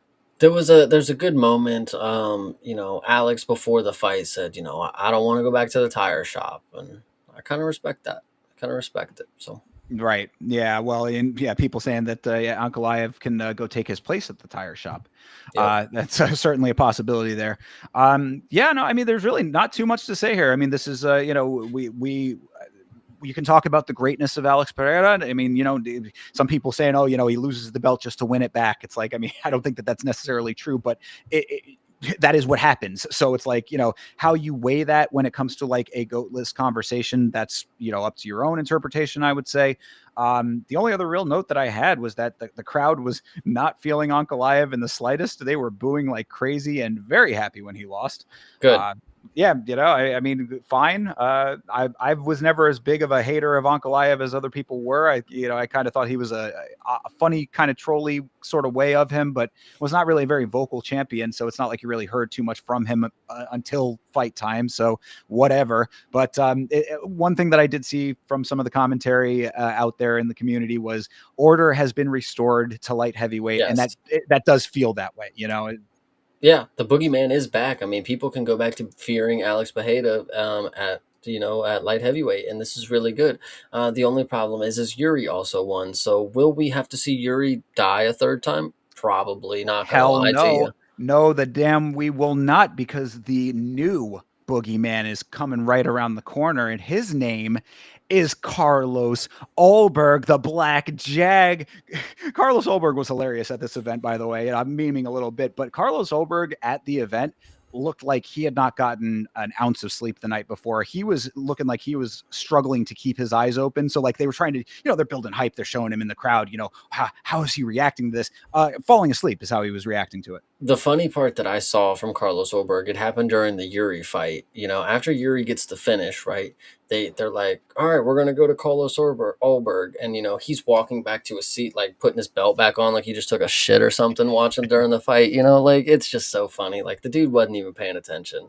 And it's just great because you're never going to get the things that you want out of Volberg. He's not that guy. He Yeah. is milk toast. He's a very mild mannered, like polite guy. You're not going to get the big fight building elements that you want out of him. But regardless of that, he still is in the equation. And I would say, look, you can hate on the style, you can hate on the man, you can hate whatever, but Yuri's had two shots at it. You got to give Carlos the shot. No, for sure. I don't want to talk about Ulberg. I actually would like to just specifically say that off the top of my head, I can confidently say, I've compared Alex, and the way that Alex defeats people and he humiliates them is very Anderson Silva esque. He just makes them look like they are not professional fighters. I think Alex Pereira might be the second greatest Brazilian champion that we've seen in the UFC. uh, that's one of those things that is a conversation that has multifaceted, and many people can have many different things to say about it. What I will add to it, because I don't think that you're far off. We have never seen power like Pereira. Mhm. I think is just undeniable. I mean, the man will go in there and can, with a strong breeze of his hand, will put you out. Well, we've seen power like him. His name is Gautier, but Well, it remains to be seen if he's going to get to that height, perhaps. But certainly a little bit of a difference between Magomed Ankalaev and Tristan Vines. But regardless, I mean, the power that this man has and what he has done in the time that he has been in this sport is remarkable. And I think that the GOAT list conversation, I've been talking about this from old Yama episodes, earlier in this channel's history. This is how long this has been building up. So it's like, how much longer do you need before like even the most ardent denier is going to have to come around to the reality of it? Mhm. Yeah, no, I definitely agree with you. Alex is definitely special, and I'm really happy that he's back as champion because now we can have fun again. Yeah, I am too. The only thing that I will say, and this has nothing to do with Pereira himself, is that we were just talking about with the Ulberg Reyes fight and the makeup of light heavyweight. There needs to be a bigger shakeup at light heavyweight, and I'm not talking about Pereira specifically. I'm talking about anything underneath him, because like what you were saying, Yuri getting a win now. is that going to be the thing? Yeah, I mean, like it's in that same position that middleweight was in when it was Izzy and Sean Strickland and Dricus and Rob Whitaker, like that sort of little cluster. They've got a little cluster at the top right now, and we need to have that shaken out. So Olberg getting the shot is going to make sense. Other than that, it really is a division that we need to boost up some new talent in. Yeah, I definitely agree. So there you have it, though. I mean, Alex Pereira back on top, love to see it. The world is a better place for it. Perhaps everybody walks with a little bit more of a pep in their step now, knowing that the champ is back. Yeah, the clouds have definitely cleared. The sun is out. Rainbows and butterflies are all out. Alex is now the new light heavyweight champ. Excuse me. Absolutely. So, having talked through UFC 320, Chase, after all of that, what is your final takeaway of this thing? Those last 3 fights saved the fuck out of this, man. It would have been brutal. Wow. So We had a couple of other decent finishes earlier. I think that I liked this card a little bit, I guess, more than you did. I would give this one probably, like a good 6.5 or a 7 overall. With all pay-per-view getting a 6.5, guys. Listen to that. Maybe I'm being a little downplaying it. I think I'm reacting to what you're saying a little bit more. Solid 7. How about that? All right, solid 7 for pay-per-view. Yeah, well, but hey, I mean, you're getting to see Pereira doing his thing, and you're getting to see Merab solidify his own Yuri. Yeah, right. But so there you go. You know what I'm saying? I mean, that and a couple other ones. I probably could go back down the list and pick out some other decent ones if we wanted to. You got to see Teba Gautier, knock some dude through the floor. Yeah, true. Deliver him back into the ocean from whence he came. Yes. So there you go. That is 320. Let's take a look at what we've got coming up here besides the Contender Series tomorrow night. We've got UFC Fight Night, Oliveira versus Gamrot. That is in Rio de Janeiro, Brazil. What do you think of this main event, my man? The main event is going to be a banger. I think Gamrot is going to win. It's not going to be what you guys want. It's not going to be fun. Gamrot's going to hold him down just like Arman did. And there's about that. I mean, it was a split decision loss for Gamrot to Arman, I'm pretty sure. And a lot of people think that he should have won that. Arman very easily beat Charles. And if people want to complain that Charles beat Arman, I mean, you're just wrong. I mean, it's just incorrect assessment. Gamrot's going to control him the entirety of the fight. So, well, I think that this comes down to what version of Oliveira we are currently working with, because Oliveira is a guy who's had a long storied career in this sport. He's seen the highest of the highs. He's seen the lowest of the lows. He's pretty much completed the hero's journey and solidified his arc in this sport on all angles. So with that being said, what phase does he currently fall in of that? I mean, he's been around for a very long time. I would say that he's probably on the tail end of that. mm-hmm. How much is left in the tank for somebody like Gamrot, who is not in that same situation? That's going to be the big question here. I mean, they're very similar age, so it's not like this is an age thing. It's really just about the dynamics of everything that has come before it going into this now. He's coming off of a knockout loss to one of the greats currently as well. Does that play a factor here?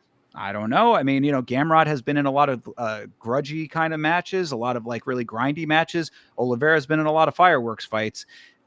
How does that all factor into the dynamic of this? I think is going to be the question. My gut is also telling me that Gamrot's probably more primed, a little bit better seated, better security in his career positioning than Oliveira is. And I think a lot of people, I don't want to say are thinking that, the sun is setting on Oliveira, but I'm kind of saying that. Yeah, I definitely kind of agree with you on that one. So if that is the case, I mean, now granted, Charles, as we had said, I mean, a guy who has seen the highest of the highs and the lowest of the lows. So it's like, is there potential for him to come out here and pull off something that we're not expecting entirely? Absolutely. I say that there is potential for it, but I've extended that same leeway to him in a number of fights, and a number of times he has come up short with that leeway in place. So that being said, I'm going to also go with Gamrot on this fight. Hell yeah, we're gamers today, buddy. Indeed, game on. Got my Video Game History Foundation shirt on for that exact reason. Shout out to the gamer, Mateusz Gamrot. Moving on down the line, your co-main event, Davison Figueiredo versus Montel Jackson. This is a co-main event? Yeah, this is definitely a co-main event. The only thing that I think is interesting to note about this fight, and I'm hoping chat will go ahead and confirm this. We had just saw Davis and Figueiredo.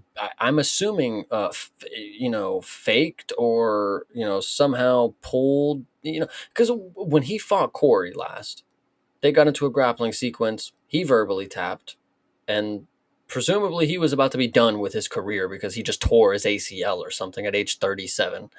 Now he's back in this fight. Presumably nothing happened.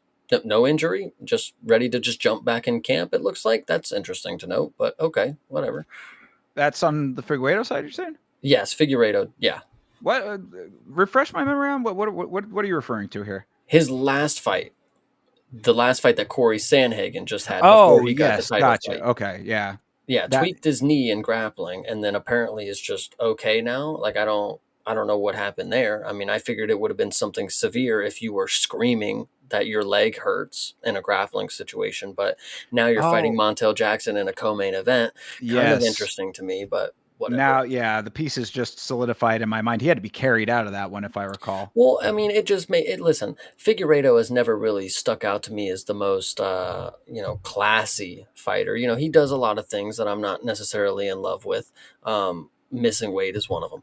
And Figueiredo, it seemed to me after getting 3 rounds of his ass whooped, and then the fourth he was going into getting his ass whooped in the sequence where his leg hurt a little bit. He took a verbal tap and now we're on to another fight. It didn't look like that bad it didn't look that bad because I just kind of got tweaked. I just kind of got a tweak. It wasn't like I got lost and beat by decision. He'd be like, no, I just got hurt in that one.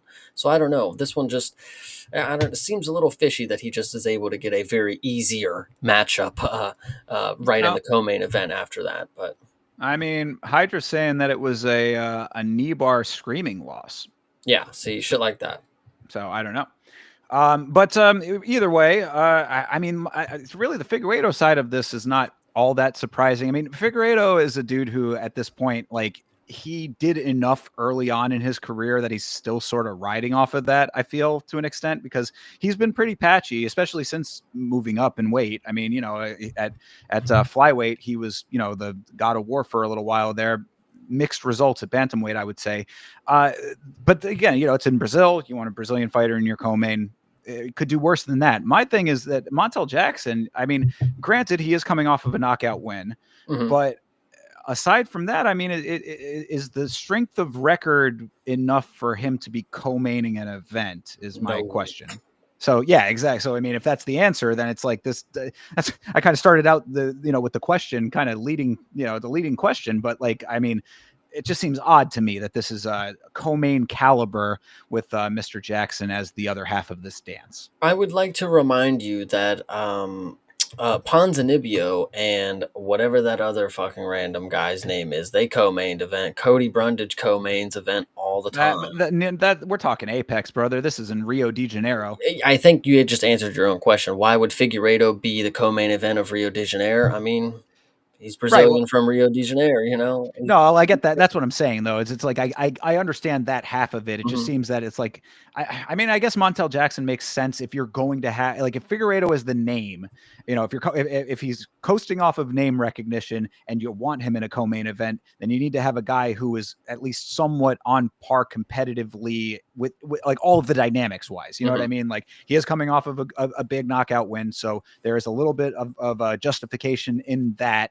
And Figueiredo being spotty, I guess, that sort of evens out in the middle somewhere. But it just seems that there could have been maybe a stronger, you could have probably found a different Brazilian, I guess is what I'm saying. Yeah, maybe. But either way, okay. So, well, then who do you think is going to win? I'm taking Figgy. I still believe taking Figgy at plus money is one of the smartest things you can do. This is a former UFC champion. He still has aspirations. Yeah, he's 37, but this is Montel Jackson we're talking about. This is Davison Figueiredo. Plus 250. Oh, yeah, take it. Yeah, yeah. I mean, the thing about Montel Jackson's win, his knockout win last time, was that it was a late win, I believe. I think that it might have been third round or late second round. So it's like he had to go through a whole lot to find the knockout. Um, whether or not that's how you feel about that specifically is irrelevant. I mean, my point is that if he's not going to go out there running, gunning, and actually accurate enough to find the knockout early, Figueiredo, I mean, ground game all day long. I mean, this is a deal that he could easily keep this on the ground the entire fight, and Montel Jackson's not going to have the opportunity to land the knockout. I would hope so, but I could see Figueiredo just standing and trying to counter strike like he always does with these big old nukes that he has for hands. So hopefully he's able to win this fight. That's all that I can really hope for. I don't know how he'll do it, but Yeah, I don't know. My opinions about Figueiredo have definitely evolved, especially like over the time at bantamweight. It's been a mixed bag, and I will tentatively also go with that, especially for plus money. If you're talking about parlay potential, I mean, maybe you put that on a parlay that's your secondary, but I do think that there is value there. It's hard for me to like fully back that horse, I guess is what I'm saying, but I will go with him. yeah, hell yeah. All right. Moving on, Vicente Luque versus Joel Alvarez. Joel Alvarez back, baby. Let's go. At welterweight. Oh yes, that is the difference, isn't it? Yep. So this one will be very good. I think Mr. Yoel Alvarez is going to beat Vicente Luque the fuck up. So Yeah, every time that you think Vicente Luque is not going to win a fight, he does, and I will acknowledge that up front. But that being said, Joel Alvarez is a different animal. This guy, I mean, he talk about like future stars of the sport. He's already becoming that, and I would say that anybody who's been paying attention probably already knows that. But if you don't know, you're going to know. This is going to be one of those situations where Joel Alvarez is going to not let his neck get taken, and because of that, he is going to land devastating shots. This dude has amazing power. He's very well rounded. He's actually one of my favorite fighters currently, I would say. I mean, like, nice. absolutely. Aside from the fact that I got to see him get a knockout live, that is a secondary. He was already becoming one of my favorite fighters. To go back to the Elvis Brenner fight, the way that he was navigating a fight like that tells you a lot of what you need to know about this guy. Like, he will pick you apart for as long as he needs to, and then he will knock you out. Yeah. So I will caveat that just to say that, as I said, Luque is a dude who, gets counted out almost every fight, it feels like, and has won a lot of those fights. So if you want to go Luque by submission, do it at your own risk. I think that Joel Alvarez is going to be savvy enough to know that that's the threat and will game plan accordingly and land some devastating shots. Get ready for fireworks. Hell yeah. And you're going with him too, right? I'm taking Yoel. Yep. There you go. All right. Jonathan Janice versus Mario Pinto is your next fight at heavyweight. What are you thinking about this one? Jonathan Deniz probably will kickbox on the outside and look very good at it. The only problem is that he will probably win this fight that way, and it's gonna suck because we know Tybura is the person that was able to just fuck him over. Mario Pinto, though, if he's able to use, wow, they have the same reach. That's pretty crazy. I mean, I guess they're the same size, but I guess I just assumed Mario Pinto was gonna have some longer arms. But if he's able to somehow crack this dude, I mean, that's really good because this is the last hope that I have for heavyweight prospects as of right now, especially when it comes to big old heavyweight sluggers. This guy right here was the last one that I put the chips in. That was before we had Cement and we had that Australian guy, but this guy right here, this was the guy, so he better knock him out. Put some respect on Concrete's name, brother. Yeah, my asphalt. Yeah. I mean, what we've seen out of Pinto is power, but not a lot of technique. Correct. What we've seen out of Janice is technique and a little bit of power.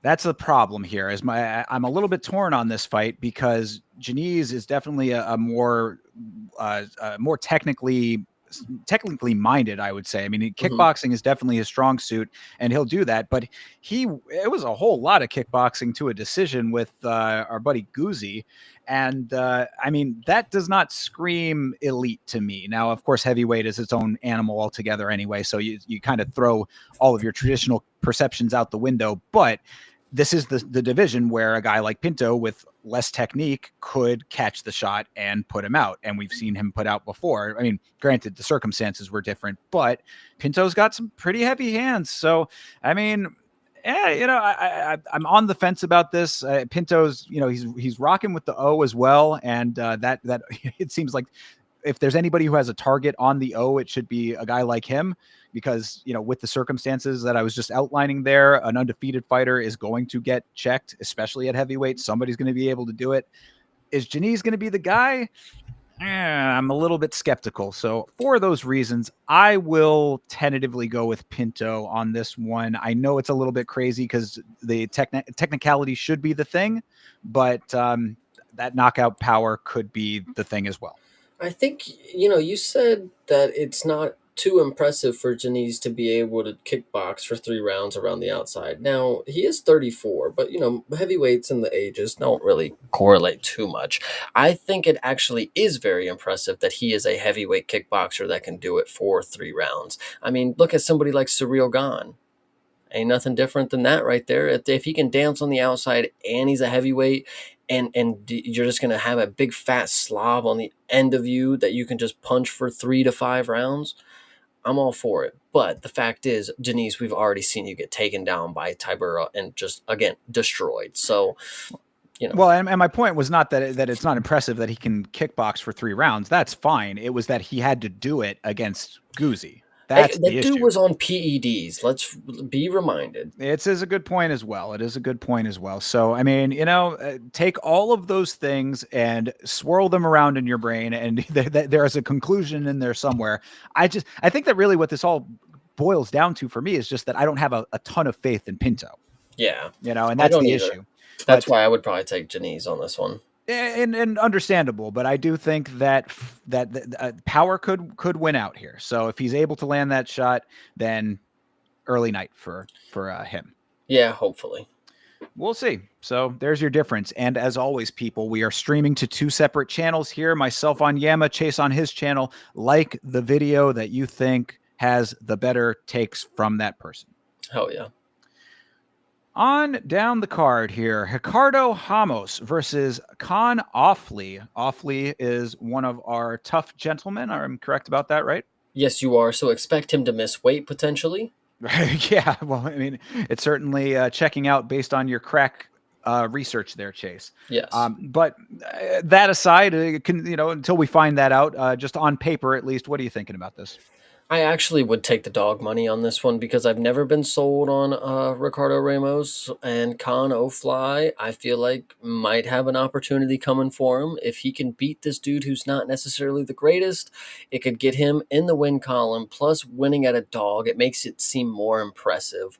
I think Con should get this done. Like I said, watch out for him to miss weight, and we'll see if he's going to go ahead and take a dub here. All right, well, we will differentiate on this one as well. Ricardo Ramos is a veteran. This is a classic veteran versus new guy. I mean, dude who also, if you recall, lost on The Ultimate Fighter and still ended up in the organization. Does not bode well, in my opinion. Lost, I believe, inside the organization as well, unless this is his first one. But I think that I might be thinking of the finale fight. Either was the finale, yeah. Yeah, so I mean... Oh, no, sorry, he lost to Naimov, Muhammad Naimov. Okay, I see. I thought I remembered a loss in there as well. So yeah, I'm thinking that veteran skill is going to weigh out here. Khan is explosive. Like, he does have good cardio, and he is going to go after it. Like, this will probably be a really grindy fight, but I think that that veteran savviness will reign out. Ricardo Ramos has been around for a very long time, and yeah, not necessarily the greatest, but I'd say better. All right, well then there you go. All right, well, if nothing else on that, then we'll move on. Lucas Almeida versus Michael Aswell, the underdog. The Shark. Yeah. No, sorry, no, that's different. That's Mark Twain's. Mike Aswell is the dude who has the chin made of granite, if you recall. He's the dude that who's he fighting? He fought the dude, the heavy striker guy. We were just talking about him. No damn fucking idea. Oh my god. Abdul Malik. No. It was no, these are featherweights. Holy shit! Yeah, that's a terrible guess. Damn it! Yeah, just go ahead and double check real quick. Yeah. Sorry. Blagioki. That's nice. Pardon me. Sorry, I forgot that. But yes, Blagioki worked him over with the striking, but he is a powerful striker. But Aswell taking every shot like a goddamn champion. Of course, Almeida, not exactly that level of striker. We're gonna have to see what Aswell's ground game is like. I actually disagree with you. This is going to be Lucas Almeida getting a knockout because I think if you recall, you were questionable if it was Michael Aswell having a great chin or if Balaji Oki just can't crack. And True. I think this is going to be a case where Lucas Almeida, as dog money right here, is pretty nuts because Michael Aswell only showed you that he can get punched in the face. Lucas Almeida, very skillful when it comes to the striking, very creative. I think he's going to put on a masterclass that gets a first round finish. Who was Lucas's last opponent? He lost to Danny Silva last. Ah, so that being said, I mean, yeah, I would say that Danny Silva is a much more dynamic fighter than Aswell is. This is certainly going to be a test of whether or not Aswell can withstand that level of punishment, beyond Bellagioki. And Um, yeah, you make a good point there. That is a good thing to bring up. That I was questioning that, and I think that Bellagioki going forward has shown us that I was somewhat accurate in that assessment. Um, Time will tell kind of thing. I mean, it's like all that I'm seeing out of Aswell is a good chin, and you're right. That testing it a whole lot by letting yourself get punched in the face is not necessarily the greatest reflection of your acumen as a fighter overall. Almeida, I mean, it's like one of those situations where I'm like, I kind of not really like putting too much stock into him in the grand scheme of things, but in this fight specifically, I think I will agree with your assessment. hell yeah. So, all right, Lucas Almeida for both of us on that one. Moving on down to the prelims, Jafil Filio, the preacher, versus Clayton Carpenter. Don't particularly care for this fight. I don't know if this should be a featured prelim necessarily, but Jafel Filio, good with his submission, and he is a little bit of a chihuahua. He's going to be very snappy. I'm just always confusing Clayton Carpenter with Francis Marshall. Um, so I'm just going to go with Clayton because I think he may, if he's as good as Francis or if he's as decent, if I confuse them, maybe they're right, or maybe they just look like Jake Gyllenhaal too much or something. I don't know. Not too far off. I mean, Clay Carpenter is good, not great, but he's still very early in his career. He's 8-1 right now. Filio much more experienced there at 16-4. Yeah, but he Um, sucked in his last performance. yeah, that is true. He's one of those guys that's like he's crafty until he hits the wall with the craftiness. You know what I mean? Mhm. Like there's a ceiling to the craftiness. I just don't think that Carpenter is going to be that ceiling. At least that's what my gut is telling me. So I'm going to go with Filio on this one. But as I said, I don't really particularly care for this fight. I think it's going to be kind of boring. Yeah, most likely. Yeah, so Filio by sub, it would be my ultimate conclusion if it's going to happen. If there's going to be a finish, that would be how I'd say it'll be. Yeah.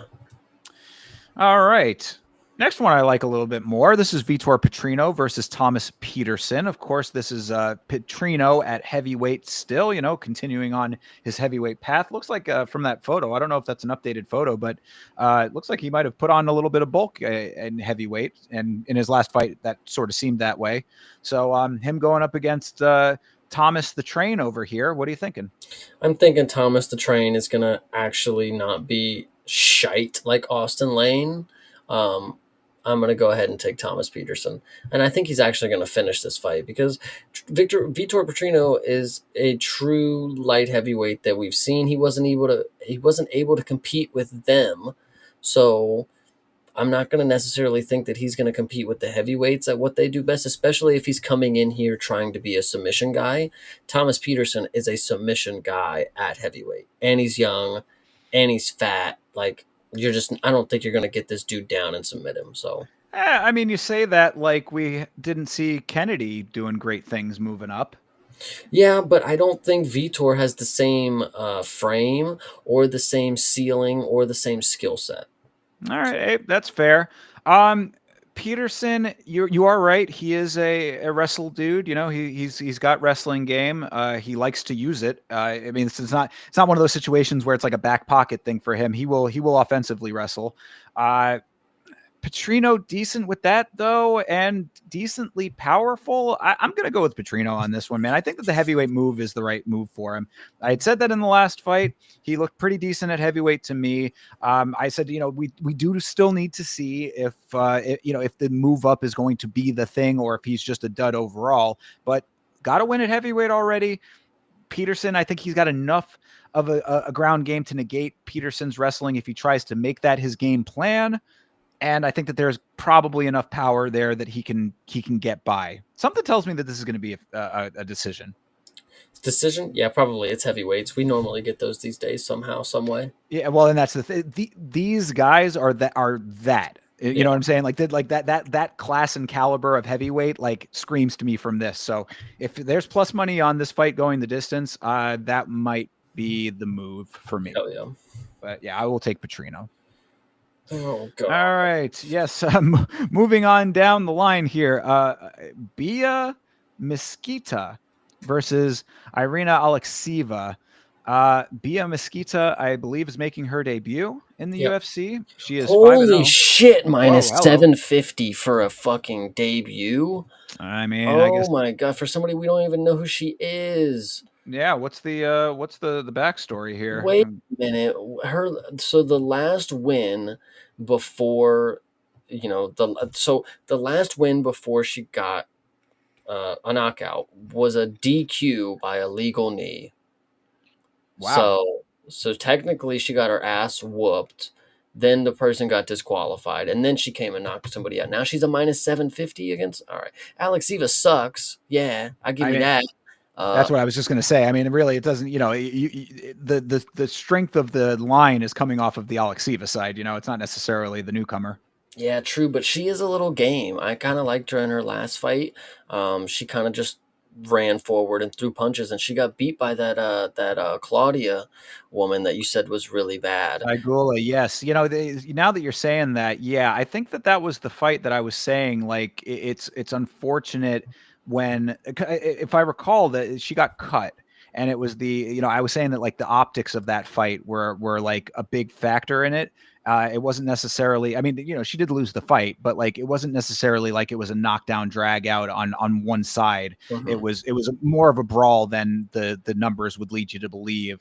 So yeah, I mean, Alexieva for what plus 475? Throw a straight on it. On women's MMA, I'll take that all day. Yeah, I was for a newcomer coming in at that kind of a price tag. Yeah, I would. If you're gonna bet on it at all, go for a straight on the dog, and if not, just sit back and watch. Not betting on no damn mosquito. She could there. That could be a cool nickname though. If she wins the fight, she'd be the Bia the mosquito mosquita. There you go. I I like did. it. I did. It does kind of slap. All right. Next up is Lucas Roca versus Stuart Nickel. Who gives a fuck? I Oh was gonna god. say, They're flyweights, but they're the bottom tier of the flyweights that we care about. So is Nickel a dude who is just coming in off of Contender series not too long ago? I want to say, maybe I'm right. no, he had he had his debut and got submitted by Jesus Aguilar. Ah, well, that doesn't scream very confident, does it? He came from a promotion called Beatdown Promotions. And funny enough, he competed in the second, third, fifth, and sixth iteration of Beatdown Promotions. Guarantee you, Beatdown Promotions was in somebody's backyard. Oh, well, yeah, I mean, look, he's from Australia. You can definitely take a guess if it was Dan Hooker's or not. Yeah, there you go. I mean, Roca coming in with a 17-2 record here. I think that experience is definitely going to be a big factor with all of that. Now, I mean, Roca definitely not a name that's setting the world on fire either. As you said, this is low Got level. subbed to Clayton Carpenter. Yeah, all right. I mean, that. I guess that is a good point. I don't know. What do you think? I'm gonna take Roca just because he's a Muay Thai guy on paper, but I can tell you that I don't remember him being a Muay Thai guy from watching him. So Yeah, Muay Thai in name only. I would suspect. I will take him as well off of strength of depth of record, mhm. but this could be another. I mean, if Stuart Nickel is only 8-1. I mean, this could be another resume builder here. I mean, one that if he's that early in his career, there still is time to be like, oh, he started off one way, but now he's really coming into his own. So I'm gonna need to see that before I put anybody in a category like that. So Stuart Nickel, prove me wrong, but until I get that proof, I'm gonna go with Roca. Yeah, we're taking Roca for sure. Yeah. All right, so this is one that there was some conversation. Shout out to my buddy E-Money J, the big betting man. Walter Walker versus Mohammed Usman. Now, my buddy E-Money J came in saying Mohammed Usman dominated Hamdi, bro. This was a dominant performance from Mohammed Usman. Like, we didn't see Mohammed Usman sucking in 17 fights before that. Now, you're saying that you're going to take the strength of that performance and put it up against the heel hook legend Walter Walker, and that's supposed to be how I'm supposed to look at the fight too? Not a chance in hell. Walter Walker all day long, and I don't even care if he gets the heel hook or not. I just know that Muhammad Usman, I'm not sold based on a win over Hamdi. Well, I am a not big believer in the numbers. If this dude has gotten three heel hooks in a row, a very unorthodox, a very hard submission to get. If he's done it 3 times in a row, surely he's not going to get 4. What I will say is when I saw Muhammad Usman's name get attached to a fight with Walter Walker, I did immediately say, you may as well give him the 4th heel hook in a row because this guy is not going to stop it. I believe that this is actually 5th or would be 5th. I think he has 4. No, it's No, 3. is it 3? 3? Yeah. Really? Oh, okay. I thought it was 4. Anyway, all right, fair enough. But yeah, I mean, I would agree. I mean, look, the same move that worked in his last fight to get that heel hook, that crazy drop move that he does, Muhammad Usman's ripe for it. He's slow. He's plotty. He's not a dynamic heavyweight. He's got so much muscle on the frame. Another dude, he's big for nothing. And so it's like a win over Hamdi. Yeah, I mean, he certainly did win that fight. He definitely took the fight to him because he knew that he could. Hamdi let him do it. I mean, like Walter Walker is going to go out there in a way that Muhammad Usman's going to get flustered by. It's going to be a fight like that Muhammad Usman has not had before. He's used to guys being plotty as well. He's used to the Thomas Petersons of the world. So, yeah, I mean, I think Walter Walker is a slam dunk on this one. Minus 330 rings so true to me. It's a little bit hefty of a price tag for for a straight or anything like that, but I think that Walter Walker is definitely parlay worthy here. Yeah, 100%. All right. Next up is Julia Pilastri versus Karolina Kowalkiewicz, who how she's still kicking around this sport is crazy to me. She's been around forever, ever. This might even be one of her last fights, I would think. Probably, and I'm going to go ahead and say that Pilastri is going to get this dub. I'm not the biggest fan of her. I will admit she is very attractive. You'll definitely notice that in this fight when she gets on. But what you will be able to notice is that she lost 3 rounds to Lupe Godinez, but in the 3rd round, she actually looked like she was still game to fight. So what I would like to say is no matter what, Pilastri is going to be able to put on a winning performance, whatever round it has to be. And she's going up against somebody who's 39. I think this is going to be the coming out party for Pilastri. They had to have noticed that after the performance with the Godinez that like people are interested in her. Like she's got a little aura to her, nicknamed Psycho. I mean, we got to see what that's about, So I think this is an easy one for Pilastri. Yeah, I agree. I do remember what you're talking about there, Pilastri. She is a scrapper. I wouldn't say that she's necessarily like 100% technical phenom in any regard. Obviously, that's why Lupe was able to do what she did. But she is game definitely. She's gonna bring it to her. We were just talking about Yana Santos earlier. Karolina is not that. You know what I mean? She's not one of those women who has grown into the sport and it is, improving fight over fight, even in later stages. She's always been pretty spotty. She's always been checkerboard, very much a candy cane record. I think this is probably going to be, as you described, a pretty solid win for Pilastri and probably among the last Kowalkiewicz fights that we're gonna see. Hell yeah.